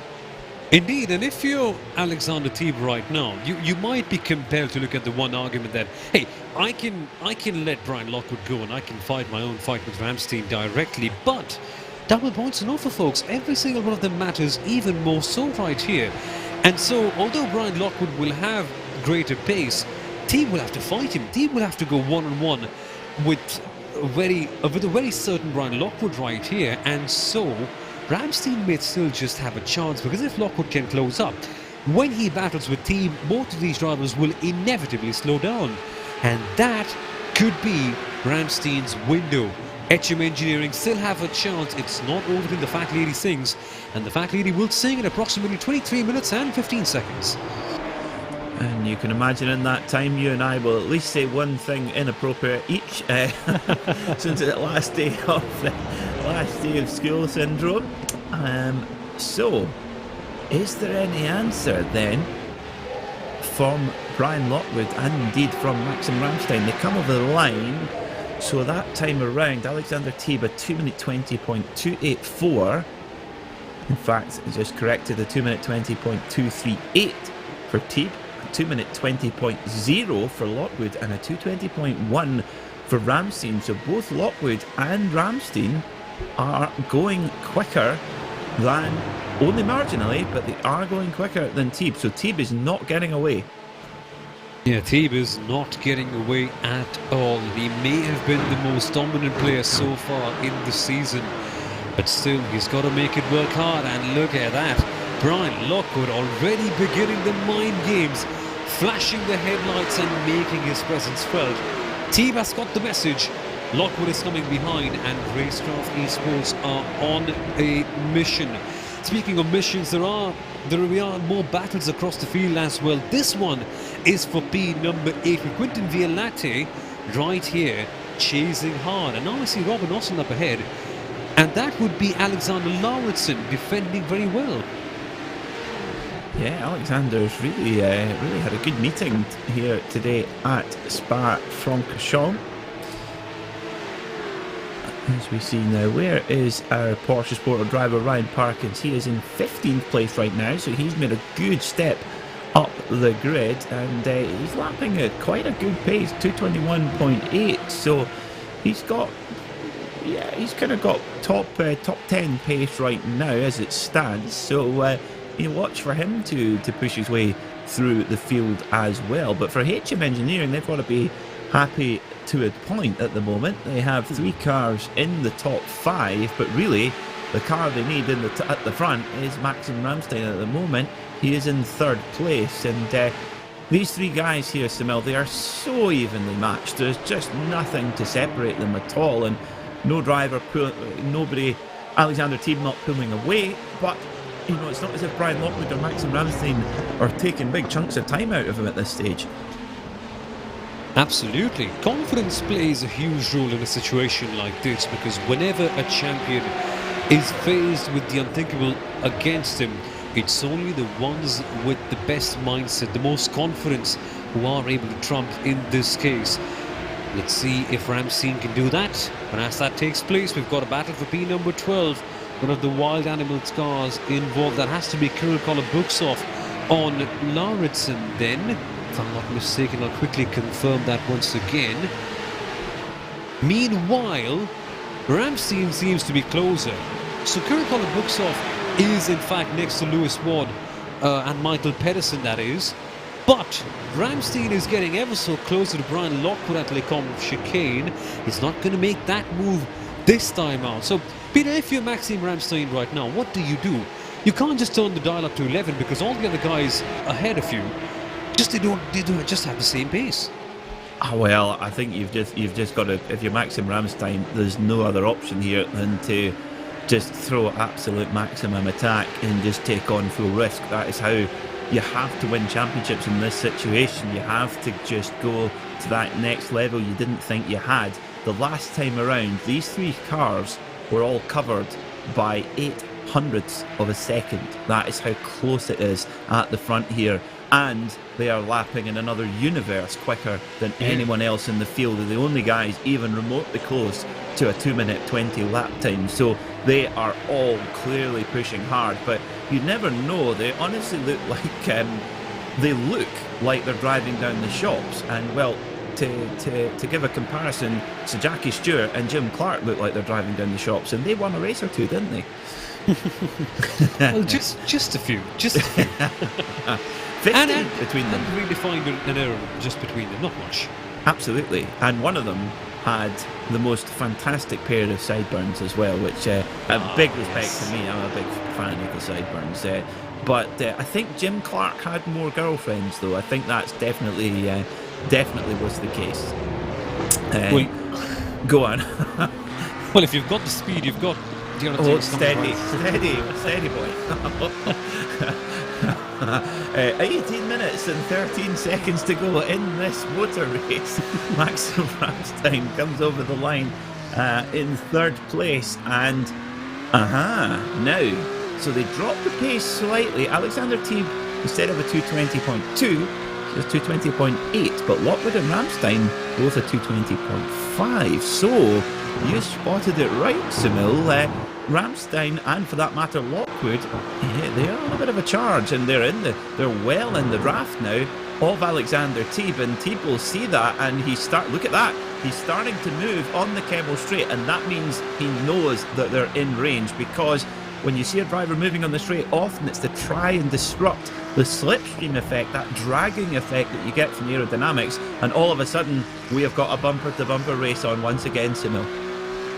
Welcome, ladies and gentlemen, to a high-speed game of chess. We've got 3 competitors here instead of the usual 2, and the stakes could not get higher. As the sun sets in the Belgian mountainside, these 3 drivers have it all to play for. They've got the tools in the back, they've got their pawns on the game and the battlefield. Who can make the right move at the right time? And the draft, it's just going to be that one key factor, the one X factor that can come into perspective. And Yes, it's not going to be as significant as it would be in a single-seater car where you just zoom past as if you've got some nitros with you. But here, it is still a significant one. If you use it to your advantage well enough, you could get the position for yourself. But as it stands, Alexander T just believing in the government's policies of social distancing, and he's putting Brian Lockwood behind. And from the looks of things, Peter, he's just turning up the dial of the oven, and the pace and the heat is just getting ever so hot. Yeah, you just got to think that he's managing the situation very, very carefully indeed, because he knows that he's got a championship to win here. He's used to operating at the very highest level. Of course, Alexander Teeb, he's the world's fastest physiotherapist. That's his day-to-day job, but still manages to get in 3 hours a night of practice on the sim, and that is certainly showing, and that shows you the level of commitment required to perform at this level. This is a new and emerging form of motor racing, and well, we hope you're enjoying it, because this is a whole new division, a whole new category of motorsport. Just like we have Formula 1, we have NASCAR, we have rallying, we have all sorts. Sim racing is a brand new category here to stay, and these guys, I mean, just look at that, the commitment through Eau Rouge. Well, as the Radio Le Mans folks said, the racing is real, although the cars may not be, and they may not be racing on a real racetrack in the real world, but the commitment in the racing is just about the same as we see in this battle in the midfield. I see one of the Kairos cars, so that must be Dane Baird in the middle of it. That is the battle for P number 16. It may seem like a lowly position, but there's all to play for here. And if there's one thing I can tell you from personal experience on the sim, no battle is small. Everyone just has so much attached to it. Sam Coitard is leading this one. You can see the Volante car in the back. Move is being made. Jose Manuel Padin looking for something on Thomas Gualdalan. Well, it's Jose Manuel Padin who keeps the position number 18. And now they make their charge towards Harasta and Coitard. And well, it's been a tale of two sides for Sam Coitard, hasn't it? He entered this weekend as a major contender for P number 3, but as it stands, he's in P16, Peter. Yeah, not being the feature race he wanted, but a lot of it his own doing, of course, getting involved in that incident with Dylan Burse, who was very much the innocent party there, going into La Source, turn 1. Now, Alexander Teeb he's responding. Last time around, he was just about a tenth and a half quicker than both Lockwood and Ramstein, who have been no more than 100th of a second apart for the last 5 laps, it seems. And this lap as well, I would say that Alexander Teeb is going to be quicker again on this lap. So he's really, wow, goodness me, huge oversteer there from Alexander Teeb. He manages it, and then Lockwood goes hugely wide on the exit of Blanchimont and gets away with it. So they come over the line. It looks like Lockwood maybe just a little bit quicker through the back part of the circuit, and Teeb a little bit quicker once he gets out of Lake Combe at the end of the straight. And Teeb, well, there's just a little bit of disparity in the times there. Virtually nothing to separate Alexander Teeb and Brian Lockwood, both a 220.7. Maxim Ramstein a 10 slower, 220.8. So, I mean, we're talking in hundreds and a tenth at the most, Soumil. It just shows you how tight this is. And with 13 minutes to go, it's going to need one driver to make a pretty significant mistake to really shuffle the pack here. Well, absolutely. It'll just keep on going and going and going the way it is. In fact, it just reminds me of one of Newton's laws. A thing will just keep on rolling until you disturb it. And with these guys, it is just quite like that. But Violate on the prowl, he looks to the inside at the Lake Combe chicane, and so he gets his position as well. And that will move Quinton Violate up into P number 7 ahead of Alexander Lauritsen. So someone's busy making moves for himself, and Lauritsen is also trying to say, hey, you may have got the better on me once, but I will not let you go this time out. And so this three-way battle is going to go on for a very, very long time, and Pascal Costa is the driver right behind in P number 9. He's just sitting in the box office seat saying, hey, you guys do your own thing, fight as well as you possibly can. If you mess this up, I'm going to be the guy who takes home the big tickets and the big bucks home here. So this is fascinating. Just had a look at the timing screen. We're on lap 8, and Brian Lockwood has not registered a lap for the fastest lap of the race. So what that means, dear viewer, is of course his laps do count, but he has stepped over track limits ever so slightly on every single lap. Now, we never see that at any other circuit in any broadcast I think I've ever done, Soumil. So clearly Brian Lockwood is pushing, and B, the stewards at Spa-Francorchamps really need to get a life. They really need to. I mean, they're acting as strict as a totalitarian government at this stage. And no, this is not allowed, sir. Not this, not this, not this. In short, you're in a prison box. You can't go anywhere left or right of the circuit if you exit. But on the other hand, Peter, I think it's a good debate that we can have a chat about track limits. Racing drivers, we know them. You give them an inch, they will take an entire country mile. But isn't it good for the discipline just to keep them on track? But again, there's a counter argument. People say that just let them be a little more liberal, let them make good use of the AstroTurf on the left and the right. Well, what side of the take do you stand on? Are you more conservative in this case, or are you more let them live kind of thing? I would say that the tarmac runoffs, and especially one thing I absolutely despise is sausage curbs, and we've seen far too many incidents with them that are just completely unnecessary. So they should be incinerated immediately tomorrow. Would be great. But to me, call me old-fashioned, but a good old-fashioned gravel trap. Speaking of, we might see somebody in one right now. Oh my word, Quentin Violati having a really big old ding-dong here with the 148 of Lauritsen. And Pascal Costa in there as well. And goodness me, this is like a stock car race between these guys. They're just bumping and bashing one another, and we know Quentin Violati, well, if there isn't a gap, he'll make one, and he moves his way through. Yeah, I have to say, I'm very keen on a good old-fashioned gravel trap, and that seems to be the way. Of course, imagine that you put a gravel trap there, you wouldn't want to go in it because that's your race over. The only thing is the car's turning over in the gravel, but there's definitely ways around it. But yeah, that would be my solution to the problem. I don't think bringing walls closer is certain. I think that's the opposite of what should happen. Quite honestly, I know we think it's really cool and old school and everything, but we're not the people taking the risk in the car, and we're not the people paying for the bill if the car gets damaged as well.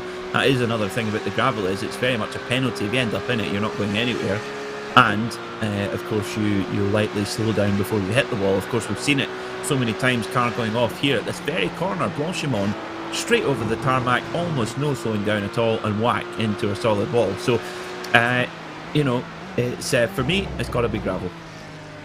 And speaking of this whole debate about penalty points and drivers, that is a drive-through penalty, because incident points were looking very, very close, and so we've got Alexander Lauritsen going in for a drive-through penalty and calling it the end of his day. And that was one thing that Ollie Slade, my co-commentator in the Porsche, not in the Porsche, but the Simpower Formula 3 Cup, who is also stewarding live for this race, he said that incident points will be a major factor, and so they have.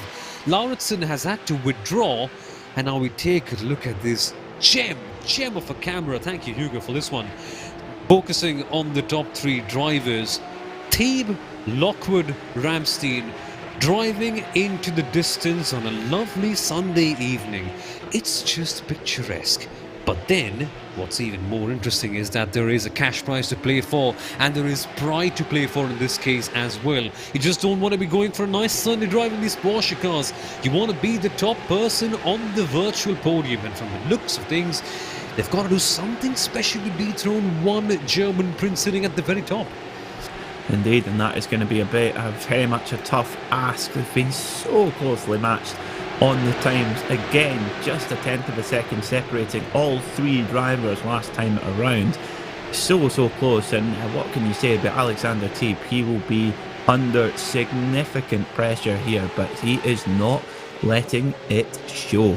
Really under a lot of pressure from Brian Lockwood and Maxim Ramstein. Now, Soumil, forgive me, do you know how many incident points the drivers are allowed in this race?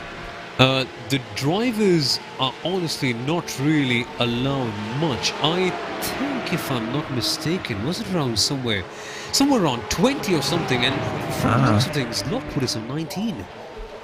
Oh dear.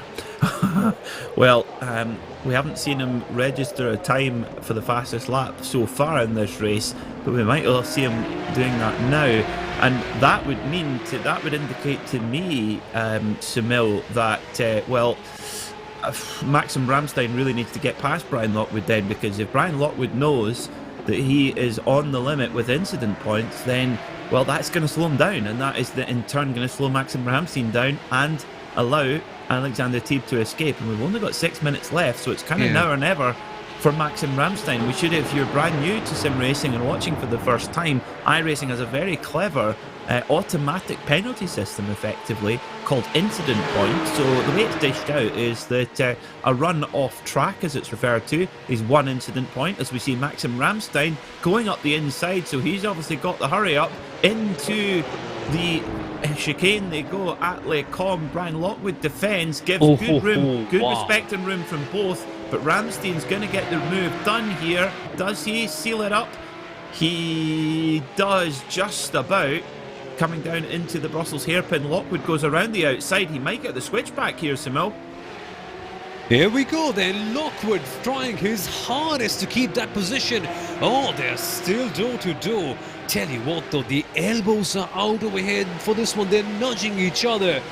Ramstein gets it, and I'm going to use 2 very critical words in this case for now, because Brian Lockwood is a driver who can flex his muscles and get any position back if he wants to, and he'll be trying his hardest. But that said, Peter, this move liberates Maxim Ramstein. He was sitting behind, staring at the back end, rather beautiful one, of the RaceKraft Esports 911 GT3 Cup car. Now he can chase and find Teeb. Look at this, Ramstein pushing the limits of the car, going extremely wide and just really going sideways. That is what you have to do in a Porsche Carrera Cup car. And all that he has to do right now, and I'm saying as if it's something very easy, is catch up to Alexander Teeb. Now, coming back to the incident points, Peter, in the sporting regulations, you get your first penalty at 20 incident points, and a penalty every 5 incident points after 20. So, Lockwood's on the edge. He is very much on the edge, and I think that's been the factor in Maxim Ramstein going by. So, 1.4 seconds is the gap then between Alexander Teeb, our championship leader, and Maxim Ramstein. If Teeb finishes ahead, he wins the championship. If Maxim Ramstein finishes ahead, he is the champion. It is as simple as that in terms of the mathematics. But what is not so simple is Maxim Ramstein not only hunting Alexander Teeb down, but getting by him, so that's critical. So just coming back to how the incident points are handed out. Now, for these guys, they've run a very, very clean race, so the only thing they need to worry about is the off-track incident points, where you're given 1 incident point if you step over track limits. And here at Spa, that is honestly so easy to do. It's just like that teacher who gives you a row when really you actually for once haven't done anything wrong. It's kind of like that. Now, after that is when it starts getting a little bit more complicated. If you have contact with another driver, that is 4 incident points, so that's the biggest no-no. If you make contact with the wall, which isn't going to be much of a well, isn't going to change the outcome if you're in the wall in this battle, but that is 2 incident points as well. So, we'll look back at Ivan Harasta. Oh, does he hang on to it? Oh, just about, nearly. Nice. I tell you what, though, you could get a still shot there, Soumil, of a brilliant oversteer moment and go, I saved that, you know. That was, yeah, that's a Facebook profile picture saved, that one. There you go. Now, have you seen those memes where it says Instagram versus reality? So you have a beautiful picture of everything just looking very beautiful, all sugar-coated, and then you swipe and you see the car with a flat spot the size of a crater on the moon's surface. Very good. I like it. It's there's also another one, and most of them is Marc Marquez on a MotoGP bike, and it's called Crash or Save. And you see the picture and you think that must be, look at that. Get that on the Kairos competition Christmas card. There you go. I'll put my address in the chat later on so you can send me one. So this will be the penultimate lap. Essentially, yeah. Because we've got no, the last lap. No, yeah. My apologies. Be quiet, Peter. That's me. This will be the last lap, won't it, Soumil? It will be, because the lap time over here is over 2 minutes. Yeah, 2:20 that is, and we've only got 1 minute and 30 seconds. And I'm not trying to sound very anticlimactic, but someone's got it in the bag, hasn't he? Someone's got it in their bag. I tell you what, I wouldn't want to be in charge of guiding that ship to the finish, though, with Maxim Ramstein charging down. And look at that. Just that's been the story of the day. You know, one lap, 6,000ths of a second, then a tenth, then 600ths of a second. And so he's really trying hard here, is Maxim Ramstein. 3 laps in a row. He's taken time out of Alexander Team, but it's just snippets. And look at the commitment on board this HM Engineering Porsche, braking hard into Brussels. This has been the story of the championship. Team versus Ramstein. Oh, big oversteer there from Maxim Ramstein. This has got to be perfect every single corner for the Dutchman here, chasing down his German rival. And like you say, Alexander Teeb would appear to have it in the bag, but he has not made, well, I can think of him making one mistake, and it was a minor one. That was running about a metre wide at Interlagos and losing a spot. That's the only mistake I can remember Alexander Teeb making over this entire season. And knowing a driver like him, mistakes are just so hard to come by. In fact, he reminds me a bit of Lewis Hamilton. Dominant every single time, but whenever he makes a mistake, I beg your pardon, he just has to go back, correct it, come back and be a better driver. That is why he is your championship leader, and in a couple of corners, soon to be the inaugural PorscheSport Carrera Cup champion leader. It looks like he will. He negotiates Blanchiment for the final time. Does Alexander Teeb at full commitment, inch perfect as always. Here he is then. Alexander Teeb for Team Redline, number 54, is your PorscheSport Carrera Cup champion, winning the race here at Spa, claiming the championship in style. Maxim Ramstein, an incredibly commendable runner-up in second place in this race, in second place in the championship. A very, very commendable performance indeed from him. And look at that, a big stylish donut from Alexander Teeb. Put those Michelin tyres on the cords, my man. That is what a happy champion looks like. The crown prince of the PorscheSport Carrera Cup. Alexander Teeb is your inaugural champion. What a man, what a drive, what a performance he's put in the entire season. He deserves every single bit of this, and he can now bask in his glory. But that's not over yet, because wild animals, into the orbit they go. Oh man, oh man, oh man, oh man, oh man. Until the final corner, Peter, the drama just did not end. Well, there's only a couple of things that are certain in life. Soumil, death, taxes, Alexander Teeb not making a mistake, and a wild animals car having a massive accident. You said it. Spot on. And yes. They certainly got the right team name, that's for sure. But let's see how they finished. Alexander Teeb confirmed your champion for Team Redline, and Maxim Ramstein, well, he pushed them all the way to the finish.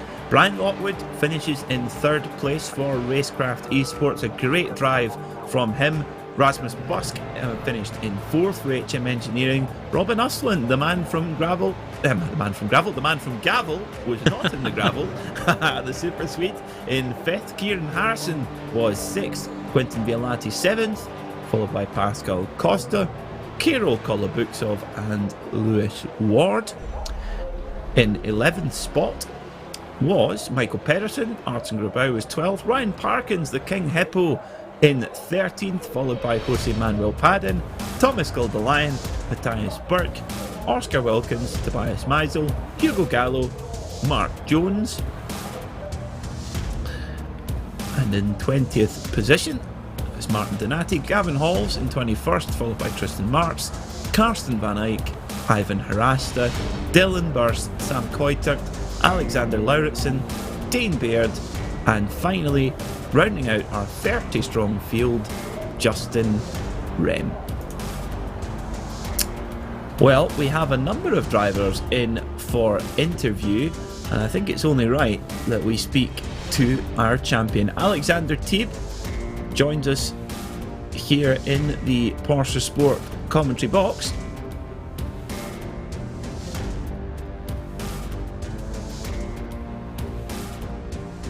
Alexander Teeb, you are the inaugural PorscheSport Carrera Cup champion. Congratulations. How does it feel? Thank you very much. I'm super happy right now. I mean, to be honest, I didn't expect to win the last feature race because it's super difficult at Spa with a long straight to stay ahead if you don't have any draft. But it's it feels super good. It was a bit of luck that Maxime and Brian were involved in a fight for P2 that gave me a little bit of room to breathe. But yeah, I'm super happy about the championship and also about the victory in today's races. Oh, it was certainly perfect under pressure. Now, you must excuse my silly question, Alex. I know you put in a lot of practice and you race at the very highest level in the Porsche Carrera Esports Super Cup, but tell us about the nerves. I presume, well, first question is, were you nervous? I guess you must have been, but how did you handle those nerves today to get the job done? Because Maxim, he was right there for the entire race. It's actually, I'm just trying to focus as much as possible on my reference points as my onto my braking points, my turn-in points, and also my delta bar. That helps me to keep my head down. Sometimes it's working, sometimes not.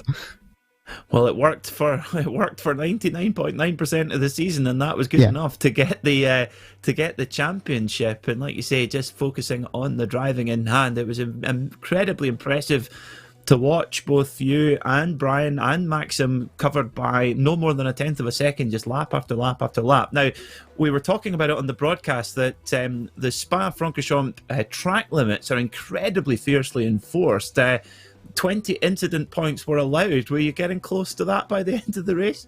I had 14 actually, but it was not that close, so I had still a bit of room to breathe. But it could have been less, in my opinion. I collected some unnecessary incident points, but at the end it doesn't matter. If they're there to use them, you can use them. Well, Alex, as the PorscheSport Carrera Cup champion, who would you like to thank and shout out to live on Racespot TV? Especially to you guys. You did an awesome job over the whole season. Your entertainment is really good and very professional. And also, of course, to my teammates at Team Redline and our sponsors. That's the most important for me. But also, at last but not least, Brian and Maxime and all the other participants who gave me a lot of competition. It was sometimes really tough in the series this season. So I'm very happy to win the championship. Well, Alex, thank you very much for your kind words about the commentary. I tell you what, your driving out there has made our job incredibly easy and enjoyable. So thank you very much. Go and enjoy the win. Go and pour yourself a nice cold beer and go and celebrate the championship. Thank you. Good night. Good night. So that was Alexander Teeb. And why don't we get Maxim Ramstein, our runner-up, in, who is with Soumil Arora. Maxime, man, what a season this has been. Well, it's safe to say you gave your best, and P2 must be quite a satisfying result in the end, wouldn't it? Yeah, those are the right words. I gave it my best. There really wasn't much more in it for me, I think, purely on pace. But I was surprised to be able to keep up with these guys in the draft, actually.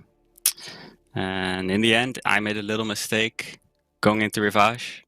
And that cost me the place, and that cost me the chance to really attack Alex, because if I went for a move on Brian, chances are we'd lose the draft, which did happen in the end. But yeah, I gave it my all. And overall, I'm very happy with the season. Much better than expected. For the whole team, by the way. Oh yeah, that's a good point, because HM Engineering are, folks, if you're watching, the team's champions in the inaugural series of the Porsche Carrera Cup. This must be a very satisfying thing, right, for you? Yeah, it is. It's great. It's great that we were able to fight on this level. And yeah, the champions, the team's result is that's a very, very nice one to have for sure. And Maxime, if you had to pick one highlight from the entire season, and there have been quite a few positive moments for you, which one would it be for you? Ooh, that's a good question. Actually, the one race that sticks out to me most is my drop round at Imola, which I don't even know if I finished on the podium, but that was the race where my pace, I was convinced that my pace was really good, and that was really great for my confidence. So I would say the races at Imola, even though I spun and didn't win, that's sticking out to me the most. And of course, the first battle with Alex, Road America. What yeah, a that's classic. probably that's a nice clip for sure. And Maxime, let's quickly come back to the race here today. We noticed that the draft was a major factor, but it was just so amazing to see all three of your drivers, you, Brian, and Alex in the end, all of you just had the same pace. So how did you go about with this one? What was your strategy for the final one? Yeah, like the draft, it's relatively easy to keep up because it's like 3-4 tenths down the Camel Straight. So yeah, I wanted to be behind Alex, of course, and then make a move towards the end of the race, like save a little bit of tires and then hopefully have enough grip left for the end to make a move and then stay there. But yeah, my mistake, like I said, that kind of threw that plan into the water. So from that point, I was kind of hoping that Brian would attack Alex, but that didn't quite work out anyway. So in the end, I just made the move and hoped for the best, but didn't quite work out. Still second. It's nice though. And at the very end, Maxime, just before we let you go, any words for your team, any words for your fans, anyone you'd like to give a shout out to? Oh, sorry. Big shout out to Alexander Thieb, of course, for winning the championship. Well-deserved champion. It's been great racing against him. So big shout out to him and to the organizers as well. Great league. To you guys for commentating. The races are very entertaining to watch. I got some family and friends watching as well, and they are having a good time. So yeah, thanks a lot, guys. I'm looking forward to the next season. Absolutely. It'll be a pleasure to have you on, Maxime. Once again, congratulations, and honestly, brilliant driving, man. Thanks a lot, man. Thanks. Well, that, folks, was Maxime Ramstein from Team HM Engineering. They, of course, win the team's championship. And now, Peter, who do we have next? Do we have Brian Lockwood coming up? I think we do. And, well, before we get Brian into the commentary box, before we get Brian into the commentary box, now have a look at this. Now, our producer Hugo Luis does not miss anything, but while we were giving Alexander Thieb his due attention as the champion, well, he gets a good old biff on a barge and beats Kieran Harrison just to the line. So the man from Gavel laying down the law there, a brilliant move for 5th place in the race. But so there you go. Just thought you would enjoy that one, dear viewer. Let's get Brian Lockwood in for a chat. Brian, well, that race was on another level. You guys were separated by thousands and hundreds rather than tenths. How was it from your driver's seat? That was a tough race, Peter, I'll tell you. Spa's never been my favorite track, and clearly I think I have some work to do on driving here, but I was just able to keep up in the draft with Alex, and I was pushing with everything I had. According to, he told me he was pushing too, but it didn't seem like it. I mean, every lap he would just inch a little bit away. I would catch up with the draft. He'd inch away, but in the end, I think I maybe overcooked my tires and maybe went a little bit in the wrong direction on setup to aid with that. and lost the win, lost P2, but it was an awesome race. It certainly was indeed, and of course the. How did you find it out there with the track limits? Because you were lapping as quick as the guys, but you wouldn't believe it that on the timing screen you didn't register a fastest lap at all. I mean, here at Spa, it's like it's just so strict on track limits. How did you find it having to push at that speed and constantly, having to worry about the track limits at the same time? Well, the way to do it, you have to worry about track limits at almost every single corner on this track. So I was trying to push strategically. I would risk an off track in somewhere like Blanchimont or El Rouge, but in No Name or Stavelot, I was trying to, doing everything I could not to catch that off track, so that if I got one later on, which I was pretty often, I would have some room to eat that. Unfortunately, I did run out at the end, which is why I had to slow down for so much. I think I did the last lap and a half on 19 incidents. But yeah, I mean it's really difficult, and it adds a really cool, well, maybe not cool, but it adds a different kind of challenge to the race. So a little bit of strategy going on there too, a little bit of skill. The guys really did well. It certainly was. Of course, in the real world, you can just hope that the stewards are looking the other way when you go going through the track limits, but they don't miss anything here in iRacing. Brian, it's been an amazing season, and you were right there in the very thick of the battle with the two championship rivals, Alexander Teeb and Maxim Ramstein. What have your takeaways been from this championship? It's going to be a really close battle in the Super Cup qualifiers that are coming up.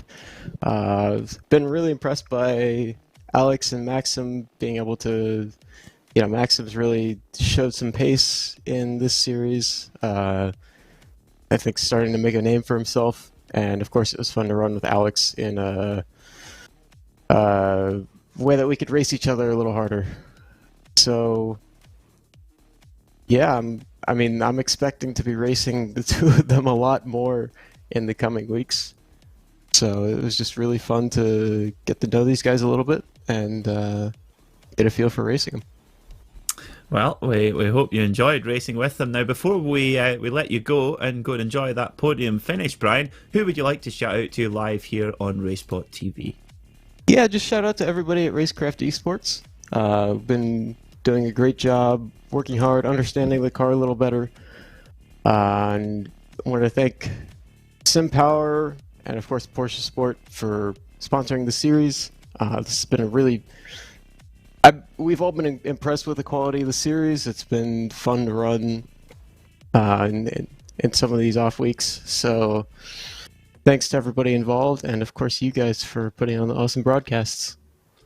Well, thank you very much. The racing has been certainly awesome, which has made our job nice and easy. So thank you for that, Brian. And we look forward to seeing you next season. Sounds good. Thanks, Peter. So we're not done with our interviews. We have two more to go here, and two of our contenders from the Alcantech Simulation Hard Charger Trophy. And first up is Hendrik Lichtenhagen, who is with Soumil Arora. Hendrik, mate, congratulations. I'm sure you've got the news by now, but you are the Alcantech Simulation Trophy winner. Yeah, thank you very much. Thank you very much. Yeah. How do you feel initially after getting to know the news? Because it must be quite a tricky season, wasn't it? All the drama. Yeah, it was a really tricky season, and I was quite surprised when I got told that I'm the ATT champion. Was a surprise for me. And what was it like? I mean, did you have any particular strategy to make up the moves? Because we saw so much carnage in the midfield. Just keeping it clean must be so hard, wasn't it? Yeah, it was really difficult as well, because the other drivers are also fast and they defend their positions really hard, and so it's really difficult to overtake there. But I made the best out of it. Well, you did in the end. And Hendrik, if you had to pick one highlight of the season, one big moment that you remember, which one would it be for you? Well, it's really difficult, but I guess it would be. Well, I don't know, but I think it was Interlagos was my best race or my best weekend. And at last, Henrik, just before we let you go, is there anyone who'd like to give you a shout out to, and anyone you'd like to thank, or just? Yeah, I'm really thankful for my friends that always support me during the entire season, and yeah, that was all. Well, Henrik, many congratulations, man. Great driving once again. Thank you so much for being here, and we hope to see you in season 2. Yeah, I will be driving in season 2. I can't wait for the next season. Brilliant. Should be amazing, man. Thank you so much, and congratulations. Yeah, thank you very much. Well, that, folks, was Henrik Lichtenhagen, the Alkintech Simulation Trophy winner. Wow, what a season, wasn't it? Certainly was, and we have the runner-up in that particular championship, Dane Baird, the man with the second best haircut in iRacing. I tell you what, you gave absolutely everything today for that Alcantech Simulation Trophy. Tell us about it. Oh yeah, the whole season's been really good actually. The Simpower League, they did a great job hosting this league. It's been so much fun battling with Hendrik the entire season. It was very difficult actually. I think I lost points to him, 1 or 2 points every single round. So coming into this round I was 8 points behind and he had a drop score of 3. So I knew that if I wanted to win the championship I would have to beat him by 12 points or more. And with the few drivers that actually participated in the final round, I think it was 34, it meant that I had to finish 5th in my heat, starting from 17th, which is a bit of a feat. I only ended up finishing in 12th, which wasn't great, but I had a lot of fun doing it, and yeah, it's been a great season. Now, Dane, for next season, I think you should. I tell you what, you'll love this. It's called qualifying. You should give it a go. It's really fun. You get to drive the car on low fuel. You get to go as fast as you want. It's fantastic. You fancy giving that a go next year? I've never been that good at qualifying, to be honest, but yeah, I mean, this was pretty much perfect for me. I just started the back at every single race, and yeah, it worked out pretty well. I ended up almost winning. I think it was 6 points at the end was the difference between myself and Hendrik, actually. Well, it's a good job we call you Dane JCB Baird, Dane, because you need a JCB to pick up all those sandbags. Oh, I've finally broken him. Oh no. Dane, are you there? No, I'm back. My mic was on mute and I didn't realise. I'm back. I hope I haven't upset you. No, that nickname is fully deserved after Fantastic stuff. Well, Dane, it's been so exciting to watch you drive in this series. Who would you like to shout out to on the live broadcast? Oh, well, first of all, Simpower Leagues and PorscheSport, they did a great job with this league. You guys at Racespot for the broadcast, Peter and Soumil, you guys did a great job across the season. Thanks to Hendrik for the great championship battle. Thanks to Ivan, my teammate for this season. We did a fair bit of practice together and some setup work as well. And thanks to my team, Kairos Competition, and Clutch Customs for the awesome paint on the car. It certainly is. Dane, well done on your wonderful driving today, and I'll likely see you in the commentary box before I see you out on track again, so looking forward to doing that again very soon. Yeah, thanks, Peter. So, that is all that we have time for here on Racespot TV. Soumil, it has been an extraordinary season in this inaugural season of the PorscheSport Carrera Cup. Succeeded my expectations beyond my wildest dreams. What are your final thoughts after what has been a stunning season? I'm feeling a bit sad, to be honest with you. It's been a few amazing rounds, and the kind of racing that we've had over here has been beyond compare. I'll be very honest. I haven't been looking forward to any series as much as this one. All the build-up, all the anticipation, and you never, ever get disappointed. That is what it's all about. The racing, well, it may be virtual, but oh my goodness me, it is just so real. What an amazing season, Peter. And the one big question that has been on the top of my lip for the last couple of weeks now has just been, when does season 2 begin again? Well, I think our campaign, from what I can see already, Soumil, is gathering some real pace. So hopefully we will be back before too long for another season here of the PorscheSport Carrera Cup. I'll have to speak nicely to my podcast dad, Luke Holroyd, the owner and runner of PorscheSport, to ask if we can have a second season. But hopefully we will. Thank you so much to all the drivers for taking part and giving us such wonderful entertainment throughout this season. And thanks so much as well to Simpower and PorscheSport for their organisation and support of this series. And most of all, thank you to you for watching across the series. We hope you have enjoyed this brand new PorscheSport Carrera Cup, and we hope to see you again very soon here on Racespot TV. Thanks for watching, and we'll see you again.